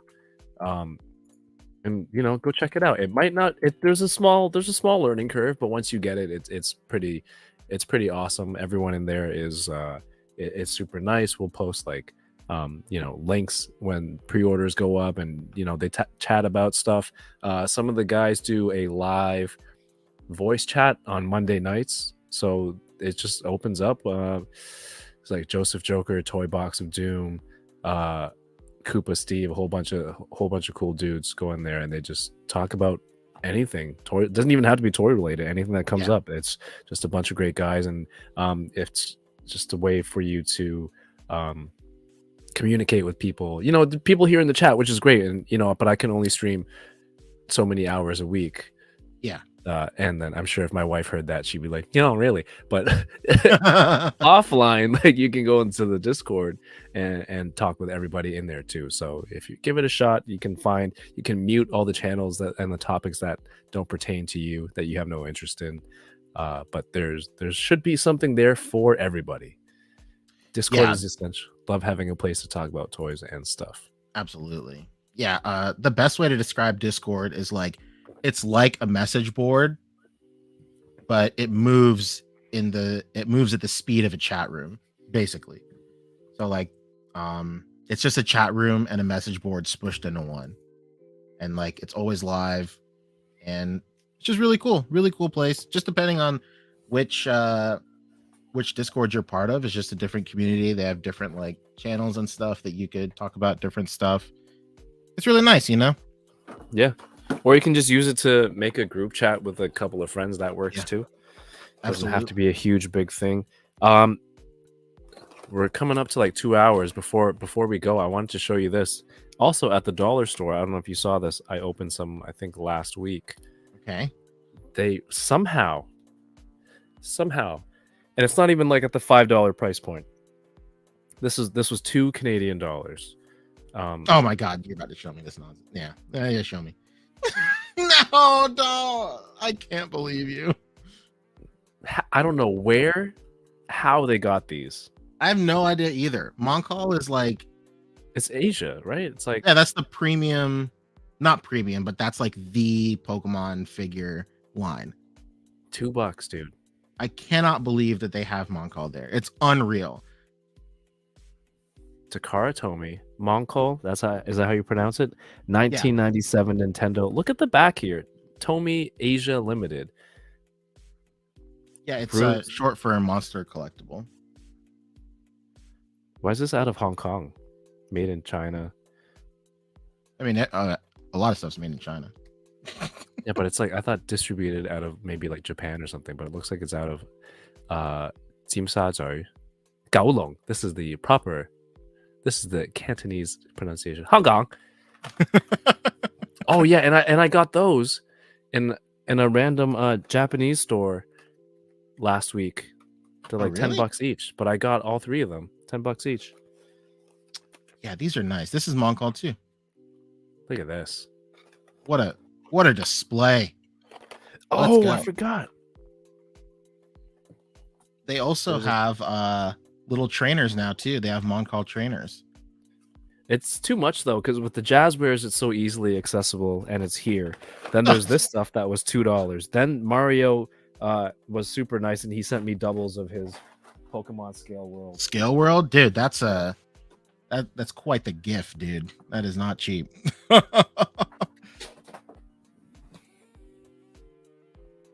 Hell yeah, dude. Yeah, this is about the same size as a Scale World, I would imagine. Maybe a little shorter. Scale World is awesome, dude. For me, They're so nice. I'm just poor. It's out of my what do you call it? My earning bracket. $1.46 Pancheezey dollars. Oh, you can get those in the Discord? That's new. Is that a new thing? I need to get that bot for my Discord. No. Well, so with this bot, you can name your currency whatever you want. But you have to pay for it. It's a premium feature. Oh, I would do that. I'm I'll call it edging Stanley closer and Nichols. closer, dude. It's only $5 a month. I might as well do it just so I can name it Stanley Nichols or something. Hell yes. What's the ratio of Dwight Bucks to Stanley Nichols? Same ratio as unicorns, leprechauns, dog. Yes. What planet is this from? I might shoot this. Oh wow! Kinda With hot. that using that Use the background. That's it. Hold on. Just move your face, and that's a shot right there. There it Oh, is. and your hands. You can Put it shot on your a hands card. though. With Fuecoco walking down from the mountains. Absolutely. Yeah, that's what you got to do.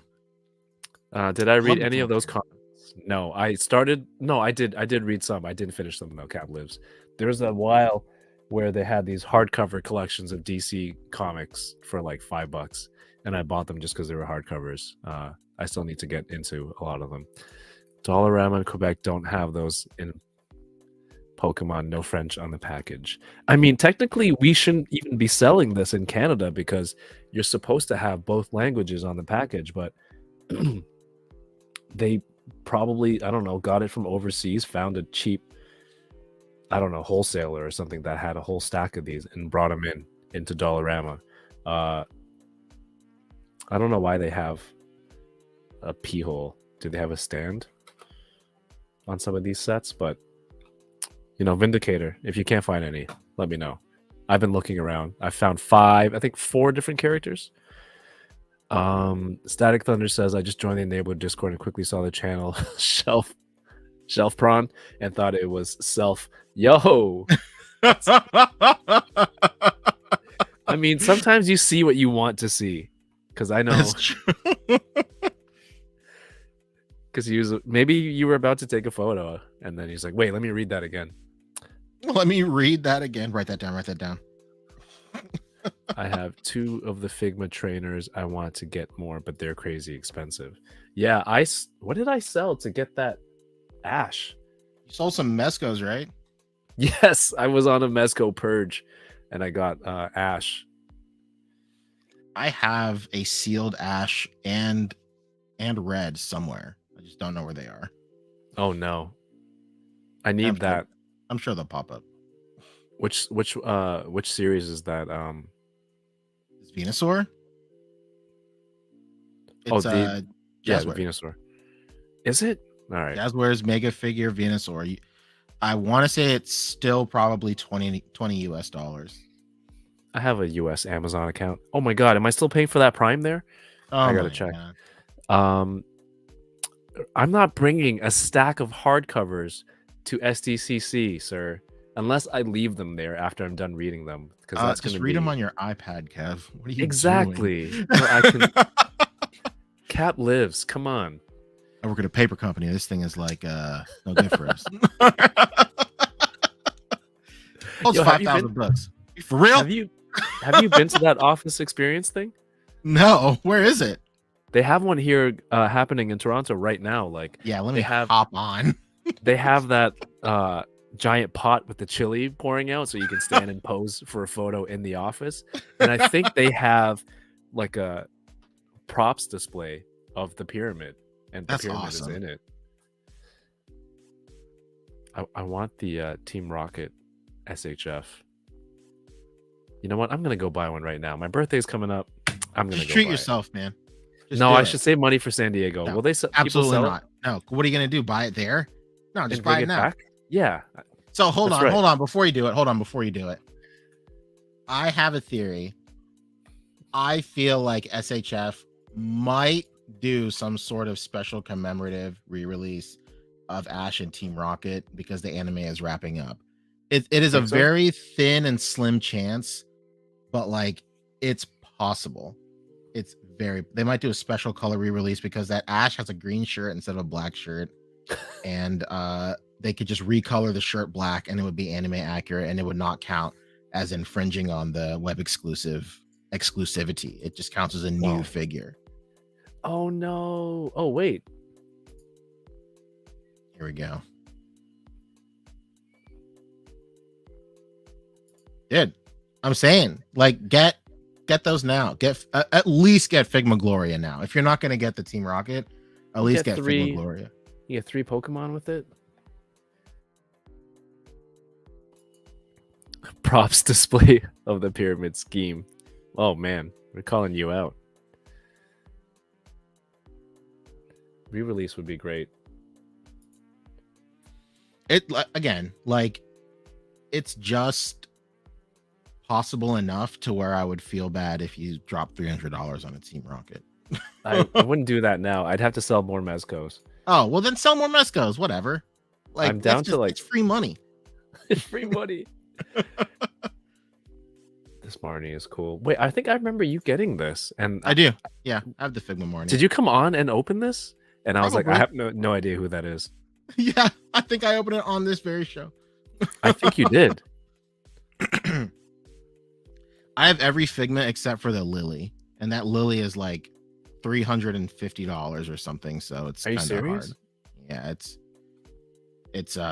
it's rough. It's rough out there. She's really popular. She's a really popular character, and not only is she popular, but she's like pivotal to the story of Sun and Moon. So, you know, it's like the perfect storm for an expensive figure.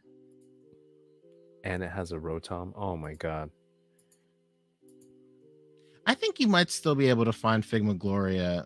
She's cheaper than Lily, but not by much. She's still pretty high. I really lucked out, and I won a bid for Gloria for like $40, $40 or $50.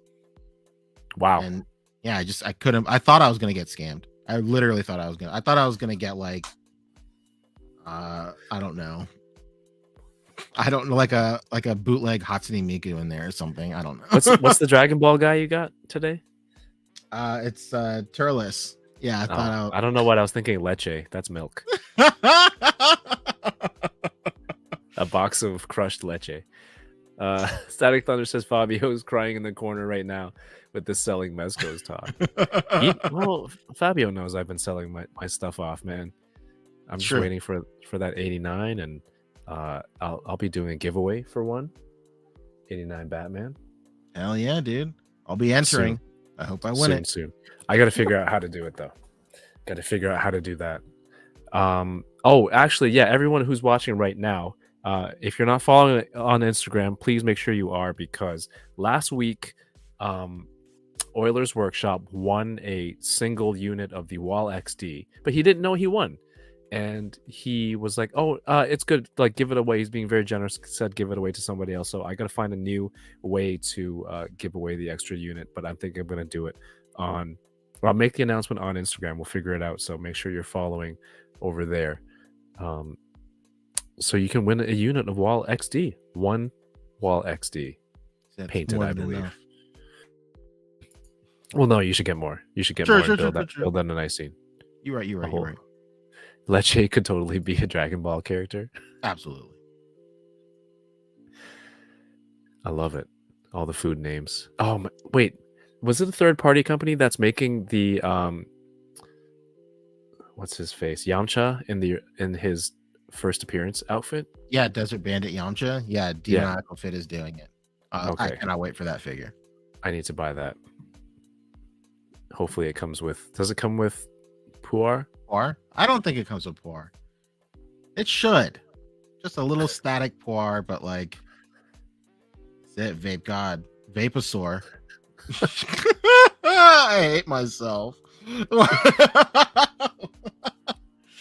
Why did I? That's a good breathe that into background. That's a good backdrop for sure. If you just put a little blur on it. existence? Yeah, They you did know re- what? You're not wrong. They did re-release lots of Dragon Ball and Naruto. So Yeah, it's there's not lots of far-fetched. there's lots of little loopholes that Tamashi can use to get around the web exclusive clause. So just re-releasing the exact same figure but changing up some of the paint is like is the easiest thing to do. And like it makes sense with the Ash at least because he does have the wrong shirt color. Chi-Chi is called Milk Yeah. in the Spanish version. Absolutely, yeah.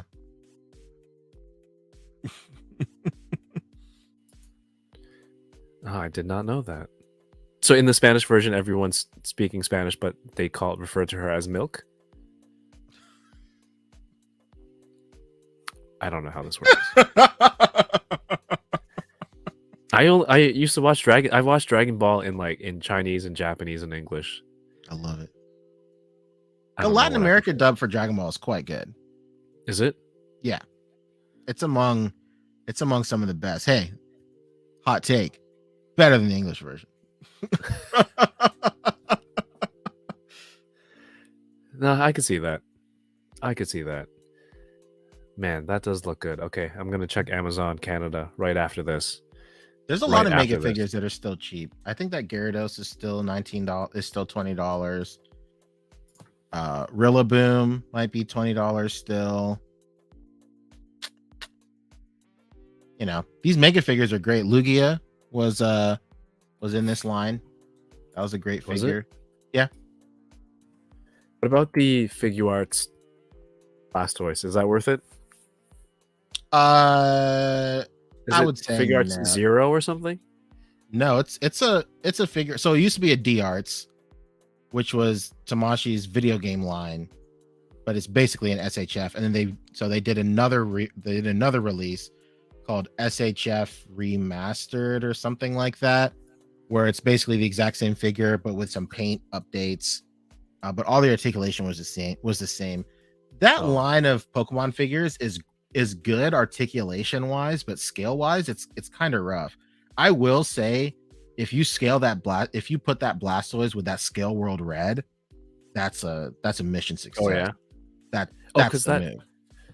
There's a Pikachu, right, from SHF that's hilariously oversized. Humongous. It's yeah, it's what do you call it? It's an alpha Pikachu for sure. Alpha Pokemon are like way more way larger than regular Pokemon. So it's an alpha Pikachu for sure. But Blastoise is like, I mean, I guess it makes sense because Blastoise is a short-ish Pokemon. It tops out at like 5 feet or something. So it is short, but like, I don't know, like Pokemon now finally officially come in all different shapes and sizes. So like, Right.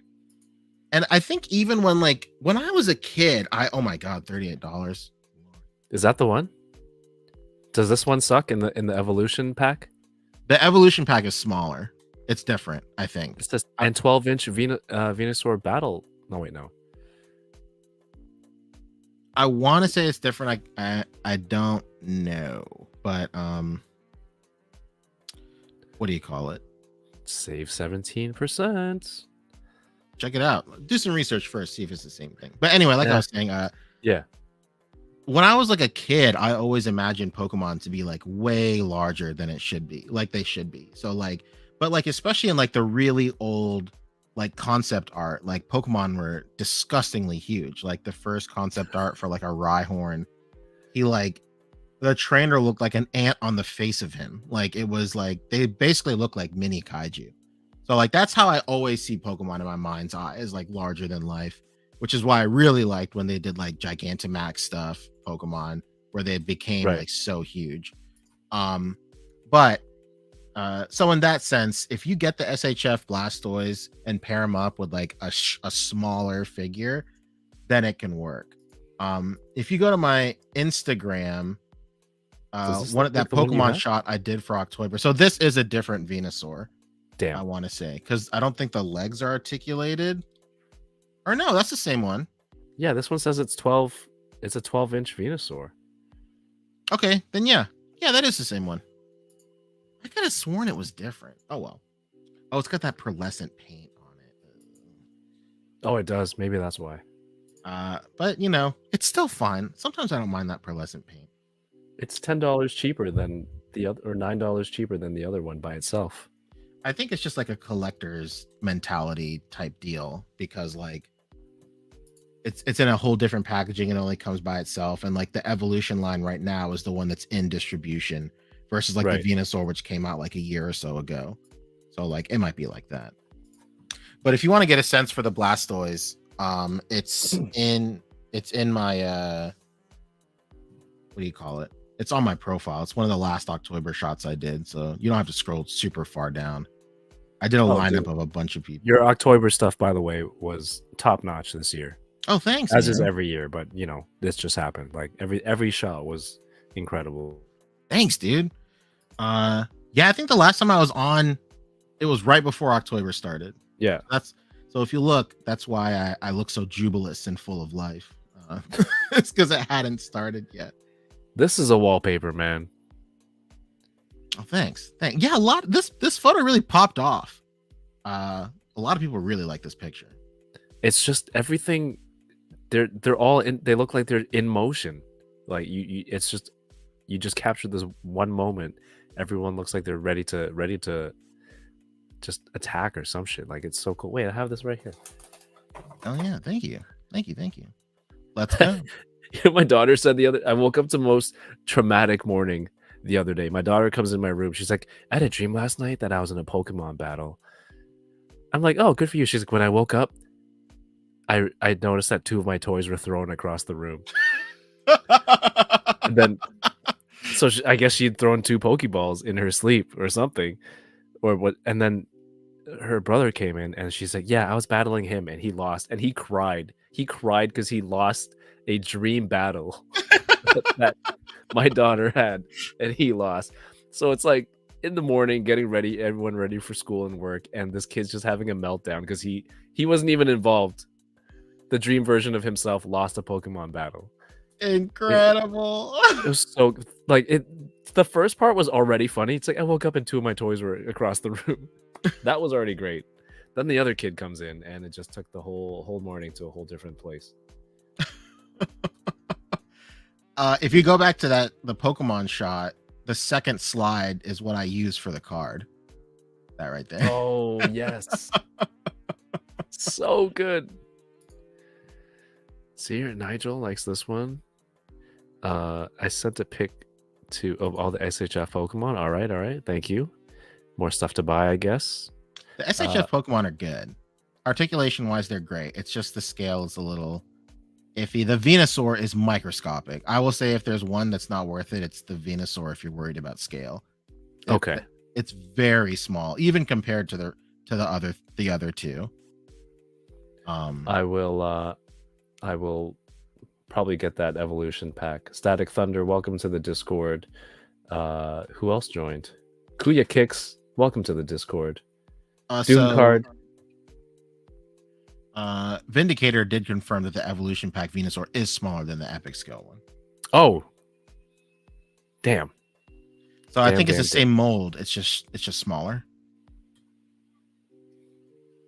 Cap lives. What did he say? Said fun fact, Pancho bit a Green Ranger shot from me for October, not the other way around. Incredible.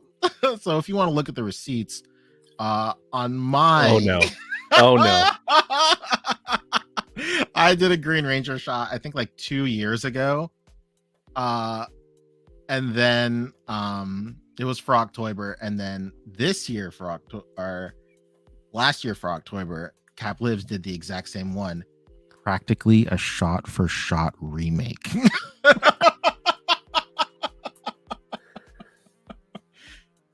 It is what it is, you know.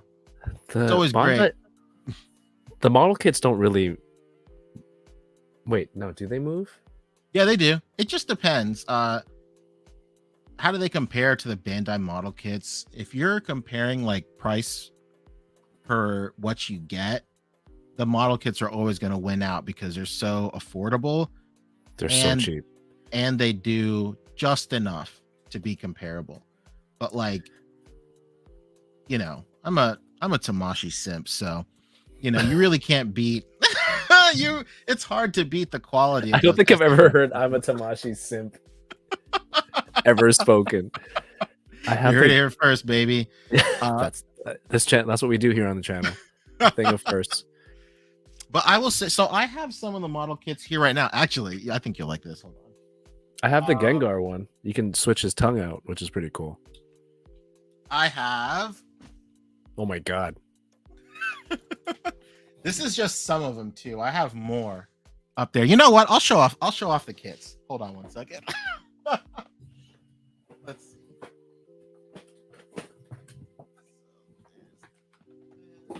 I had one somewhere around here too. I had an Eevee. I built it. Yeah, that Eevee's nice. I built it.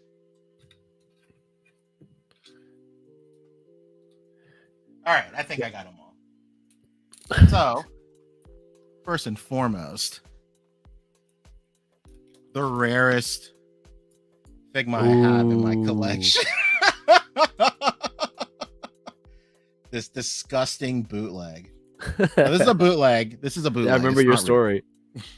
It's crazy. It's literally just a Jax Ash. Jax Ash, incredible. So there's that.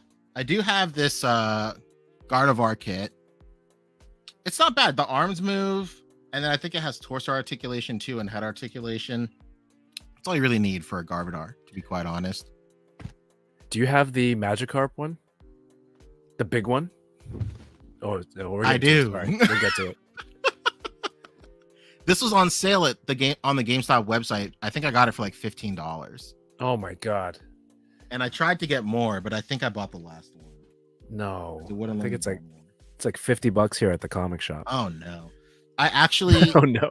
I haven't cosplayed in a long time, but I want to cosplay as a Magikarp salesman and bring that kit with me.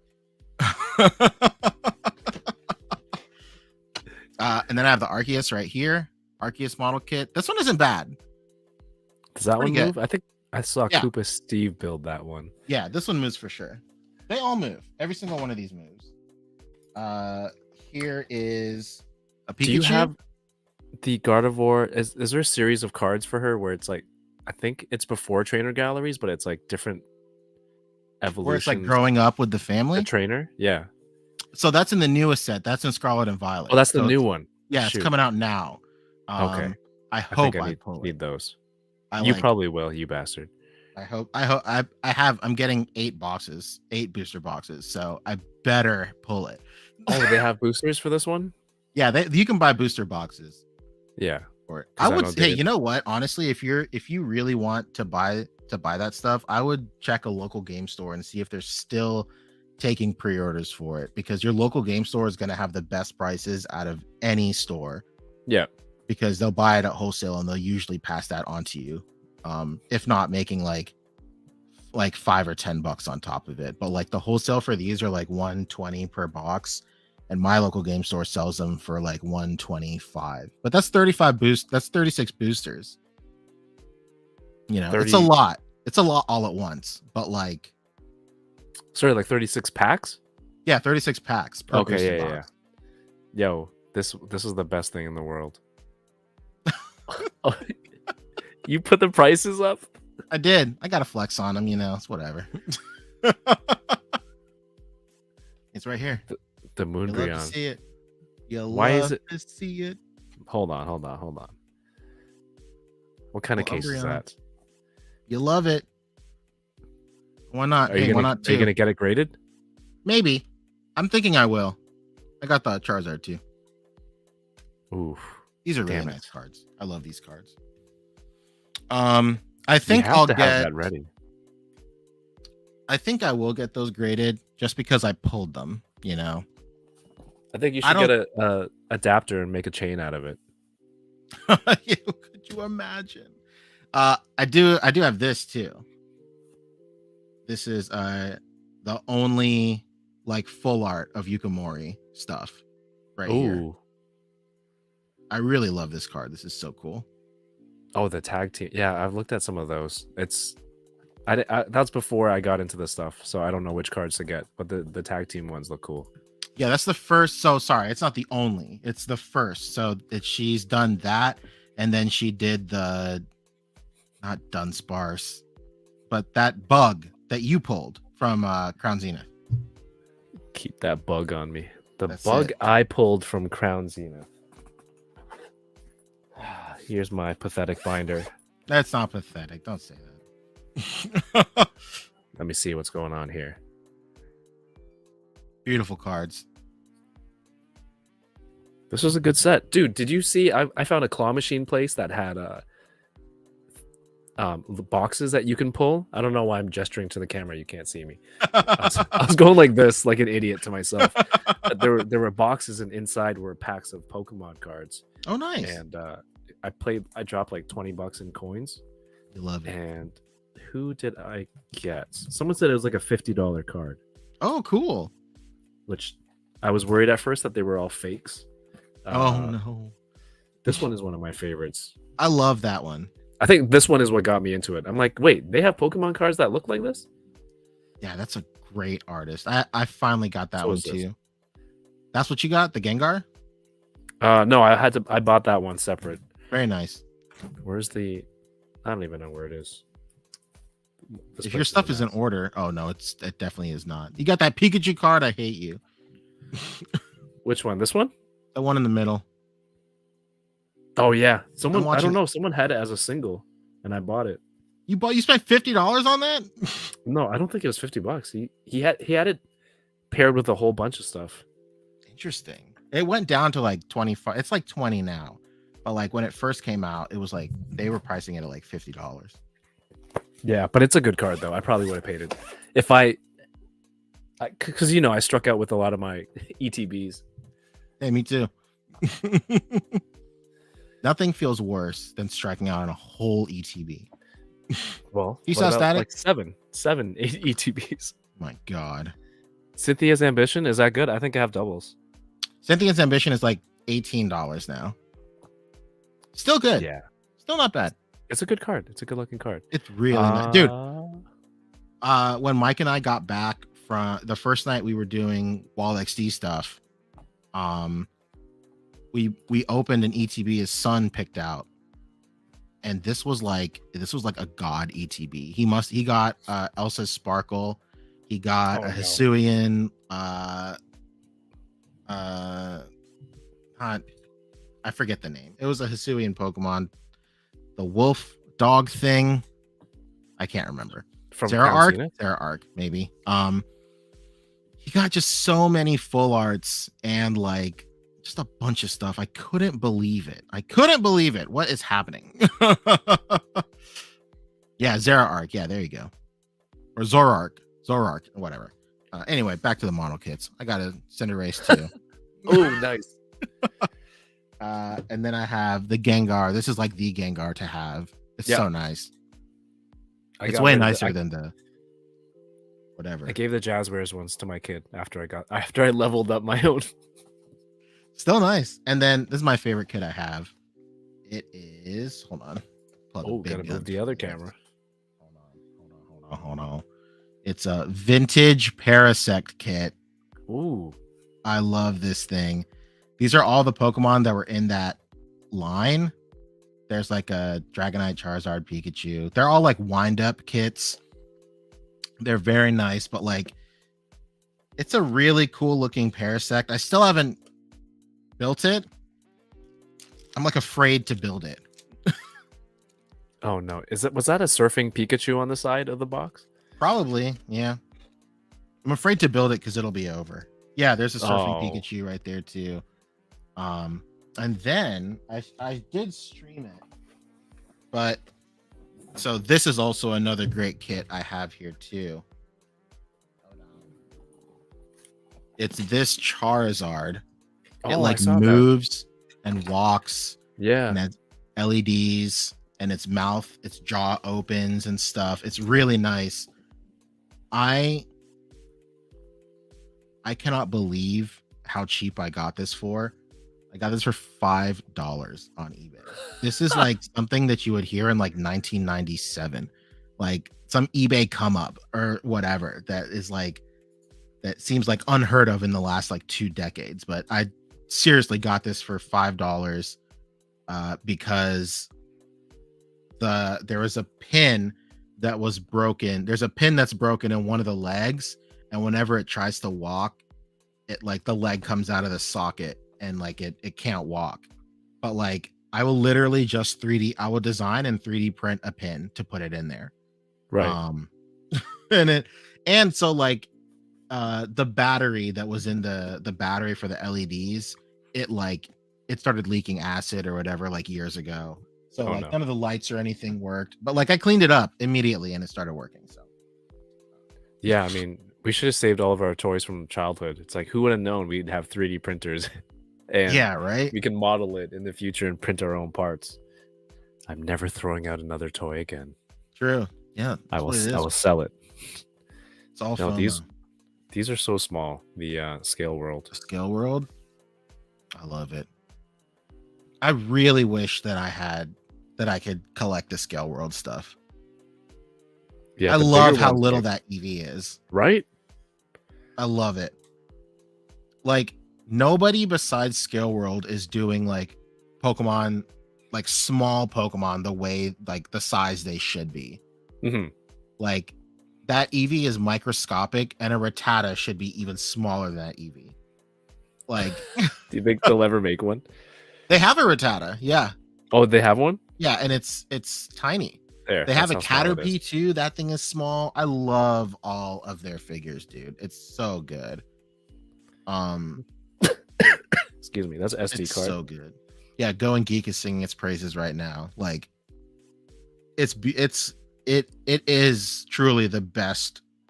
It is the best Pokemon figure line if you're into like scale. If scale's like a big thing, and like they're all painted really well. Mm-hmm. You know, the Jazzwares things like for as nice as they are, they end up looking like this. It's awful. Yeah, the molded plastic. It's molded plastic. Well, like look at the paint apps on his eyes. Yeah, like this is the worst thing I've ever seen in my life. Oh no, I was gonna open that multi-pack that I got with all the different poses too. I have a multi-pack literally sitting down here that I keep on meaning to return to Target. No, there's some good stuff in there though. The paint apps are they're all over the place here, man. No, I have the one that's all Pikachu poses.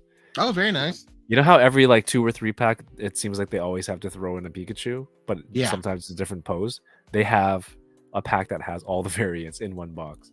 I feel kind of silly having bought that now because I feel like eventually I'd have all of them. Jazzwares is your petrol station AirPods.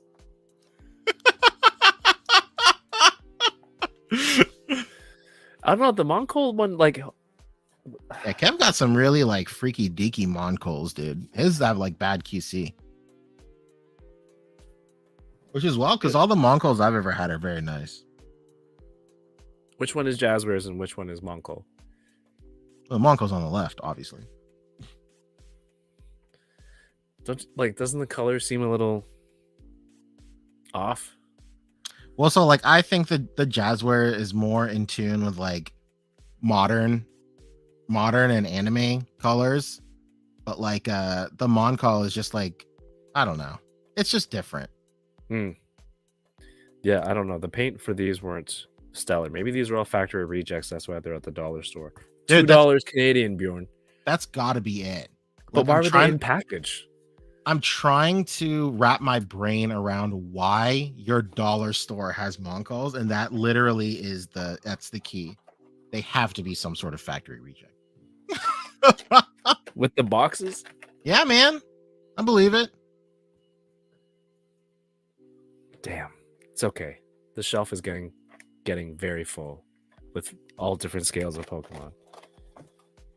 Yeah, at a certain point, just do all scales. It doesn't really matter. Oh, Bjorn says the older stuff. Fine, I'll go buy more Scale World on AliExpress tonight. AliExpress. You're not gonna get Real Scale World, brother. I've been ordering my Joy Toys from there. Oh, okay. Well, Joy Toys, yeah. There's Because some good stuff on there. a Chinese-based company, I would imagine. True. Gotta catch all the scales. Absolutely. Yeah, dude. If anyone has any questions for Pancheezey, let us know in the chat, whether it's some photography or 3D printing or modeling. Let us know. But what have you got going on, my friend? Doing this podcast. Oh yeah, ACBA is 2 days a week now, right? Yeah, 2 days a week. My wife loves it. She can't get enough of it. She definitely doesn't complain every day that I'm doing a stream every day of the week now, basically. It's just easier sometimes. Today, I like, we were eating dinner and I was like, hey, I got to break it to you. I'm going on another stream tonight. She was like, another one? And I was like, yeah, dude, I'm doing my friend a solid. What are you doing? Like, You absolutely did. I was like, it'll be fine because it'll be late. She was like, what's late? And I go, it's 9. She goes, okay. Thank her for me. But yeah. That's great. It's fine. But yeah, I produce ACBA podcast. Check us out 2 days a week. If you are a Pokemon photographer, check out the community-driven Pokemon set Plastic Love, hashtag Pokemon Plastic Love, and the account is Pokemon Plastic Love. I'm posting about it all day today to my stories. It's the newest post on my Instagram. Read about it if it interests you, I guess. I will probably be working on these cards throughout the weekend, and I'll be releasing the digital versions. They're all digital. I don't know why I'm saying this. I'll be releasing the cards throughout the weekend or whatever. And I am literally in talks right now with a printing company trying to get pricing on on doing packs. I think I might order 36 packs. So I think I might order like a booster box level like amount of packs, and then I'll try and get the pricing as low as possible. Brandon got his down. Posable Productions got his down. So I think they were $12 when they came out, maybe. I thought that was very reasonable, obviously. But I understand that it's a tough pill to swallow when official Pokemon packs are like $3 or like $4, and then these are $8. But every set's going to be the same. I'm dabbling with maybe doing a chase in one of them.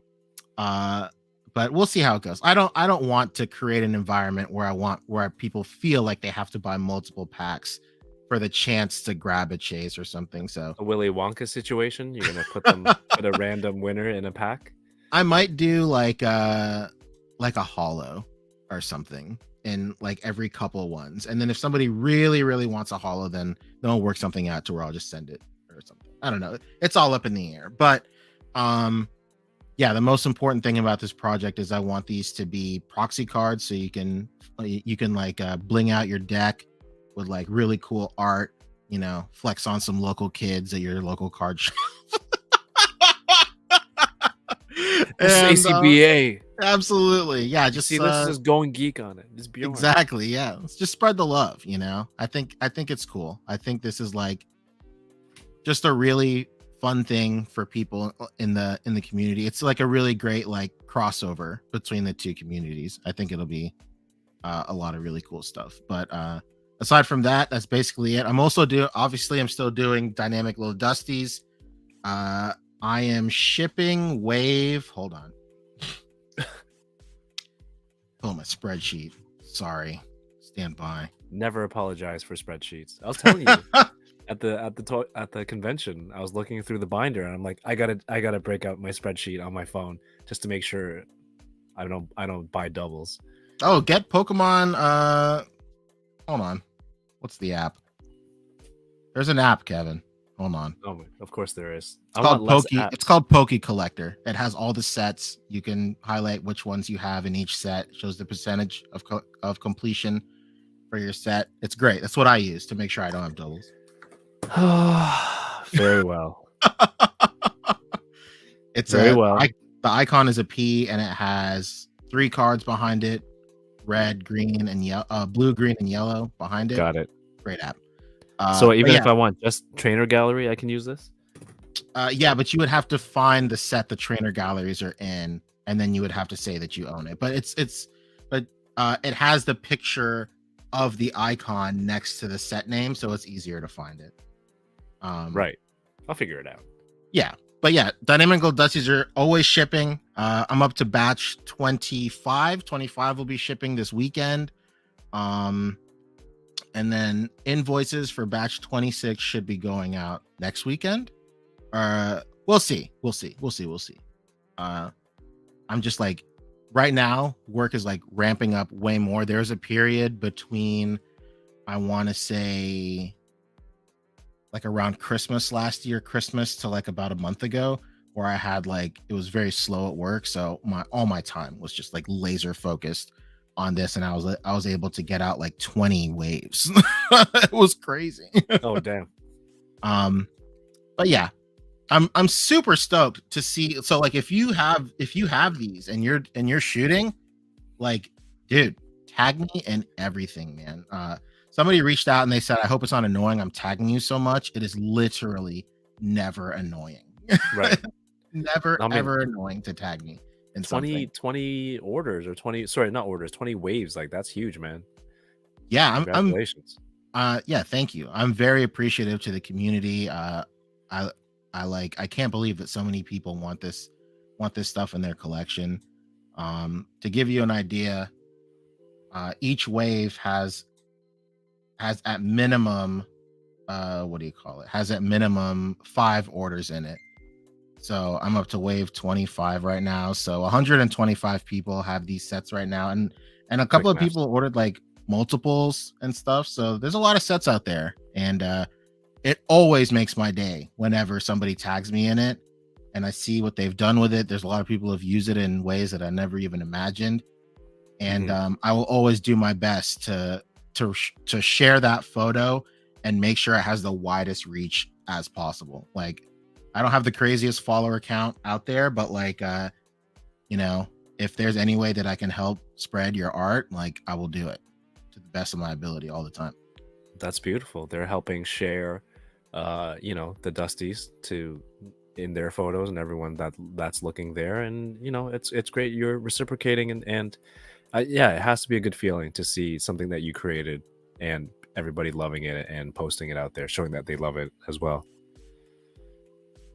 So go check out best feeling in the world. The account. This is the account. Get yourself some Dusties for your toy photography, or just follow regardless, because there's a lot of great toy photos. You never know when you'll be inspired, or just be like, wow, I can't believe that you can do something like this with toy photography. That's how I feel looking at your page all the time. Oh, thank you, man. Stuff like this, like, I should have known that this was the progression, the Pokemon cards, from something like this to I think that's probably where I got the idea from too. Like, I came up with something original. No, like, probably incepted itself into my brain. Like, wait, so the truth comes out 2.5 hours later. No one's watching now. Do you steal this one from Cap Lives? Oh, absolutely not. It's the original idea. Once again, do not steal. Just a group of black kings and queens hanging out together, morphing it up. It's a very original idea. No one's ever had that idea before I have.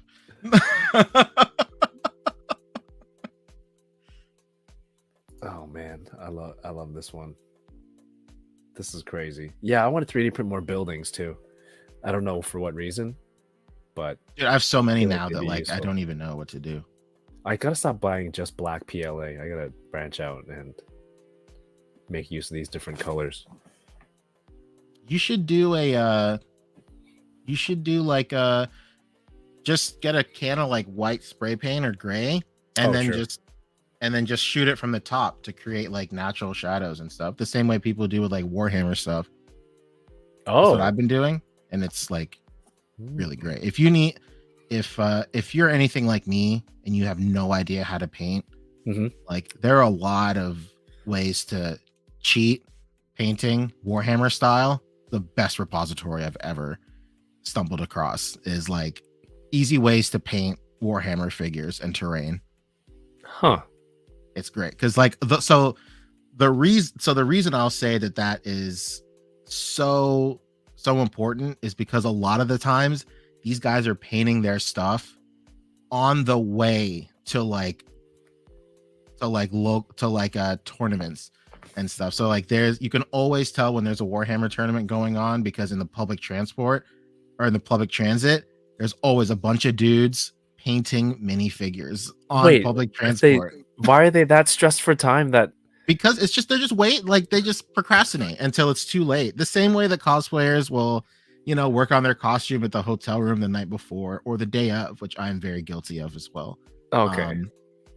And like that's the same way I operate October. I always shoot the day before or the day of. Like the original idea for October was like way more hardcore. Like you at first you were only allowed to start planning your shot the day of. Like you couldn't pre-shoot anything, you couldn't do anything, and I was like, I'm not interested in having like the Nuzlocke version of toy photography. Like this is the worst thing ever. So like it was like very like watered down in terms of difficulty, but like that's the way I do it. So like I still only do stuff like one day at a time. I don't shoot ahead for October, and that's just like my own personal challenge. That's insane. Because I insane based on the quality of the photos coming out. I think have the idea and like, dude, this one made me cry again. Oh, I really loved this one, dude. I've had this idea in my head ever since I saw the movie. Like, so if you we don't do tournaments that much, but tournaments are coming back. But like, I think I have like a very like old head ACBA tournament type brain where I will have an idea, but I won't shoot it because I'm like, I got to save that for a tournament. Like the idea is too good to just randomly drop on a Thursday.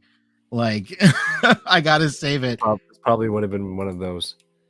So like but this year is the year I let all of that stuff go. Like there's so many ideas that I've had forever that I just decided like, all right, cool. I'm just going to do it for October. Why not? This is my year. I'll do it. Hell yeah, man. Again, absolutely crushed it. Yeah, man. The secret for this year for October that I did this year. So like that Thanos shot, that's an idea that I've had since Photo Combat 2 in like 2014. And like, I still have like my old, cutouts for this where it was just the word bubbles. But this time I decided to shoot all the panels, all the comic panels. I shot all of those as photos. And then I printed those out as panels. Wow. But yeah, this is just an example of like just stuff I've wanted to do for years and years and years and years. That's so fun. I like using the toys in the photos as other panels instead of using the comic panel that you could have done here. Yeah, I really wanted to find something that would like really take it to the next level. But I would say the cheat code that I did for this year was I shot a day ahead. So like the first day of October, I shot my first day the day of, and then the second day just happened to be on a Saturday. I shot it in the morning. And then later that day I was like, I got time to shoot more. So I doubled up on Saturday. Oh wow. To where I was shooting one day ahead. And I was still shooting something every day. And like I was still thinking of something every single day fresh, but it was a day ahead. So I wasn't stressing to like, oh, I got to shoot this right now. And because like years before I would shoot day of and I wasn't posting until like 1 or 2 a.m. in the morning and I was already late. And by then, like the most like the most fun you can have in October for me personally is putting your shot out and then seeing what everybody else's idea was, and just living in that bubble and living in that moment of just like being a part of the community and just seeing what all your peers are doing at the exact same time. And like living in that moment is the most exciting part of October for me. So I didn't want to be in a situation where I wouldn't get to experience that until 3 a.m. Eastern Standard Time. Yeah, because you know, some of those themes are, well, a lot of the themes are open to interpretation, right? You never know how everybody out there reads the same, gets the same breakdown from each theme. We have somebody else, Peter Fang.mp4 joined the Discord. If you're watching, hell yeah, glad to have you there. This is cool, just seeing it live, just shouting you out live while you're joining the Discord right here on my left. Dude, like an hour ago, I was like, let's do another 10 minutes, but like we just hang out, and it's been a little bit longer. Thank you so much. I think it's time to wrap it up a little bit. But it's perfect because we had planned to show your Pokemon Plastic Love launch today, so it all was part of the plan. And absolutely, absolutely, months in the making. Months in the making. Nobody could have seen this coming or tried to steal this idea. Yeah. Please check out Pancheezey on his Instagram. I have it linked down below. The new Pokemon account is linked in the YouTube video description as well. ACBA podcast is Wednesday and Fridays now. Yep. Two-parter. But also, like, just follow Pancheezey on Instagram. Like, he goes live, and I still can't figure out, I don't have that option to stream OBS to Instagram, but he has like a sick layout for IG lives and opening packs. It's a great time all the time when you're there. If you have a few minutes and he's live, do yourself a favor and hop in and just hang out. It's fantastic. Come on. There you go. A magician of all trades. That doesn't make sense. Magic is one trade. Yeah, and Dynamic Dusty's everything else. Dude, thank you so much for being here again. I get to chat with you on a friend level, but to see everything that you do, it's definitely inspiring and motivating. Hopefully it is for everyone watching also. Thank you. Pleasure is all mine, Kev.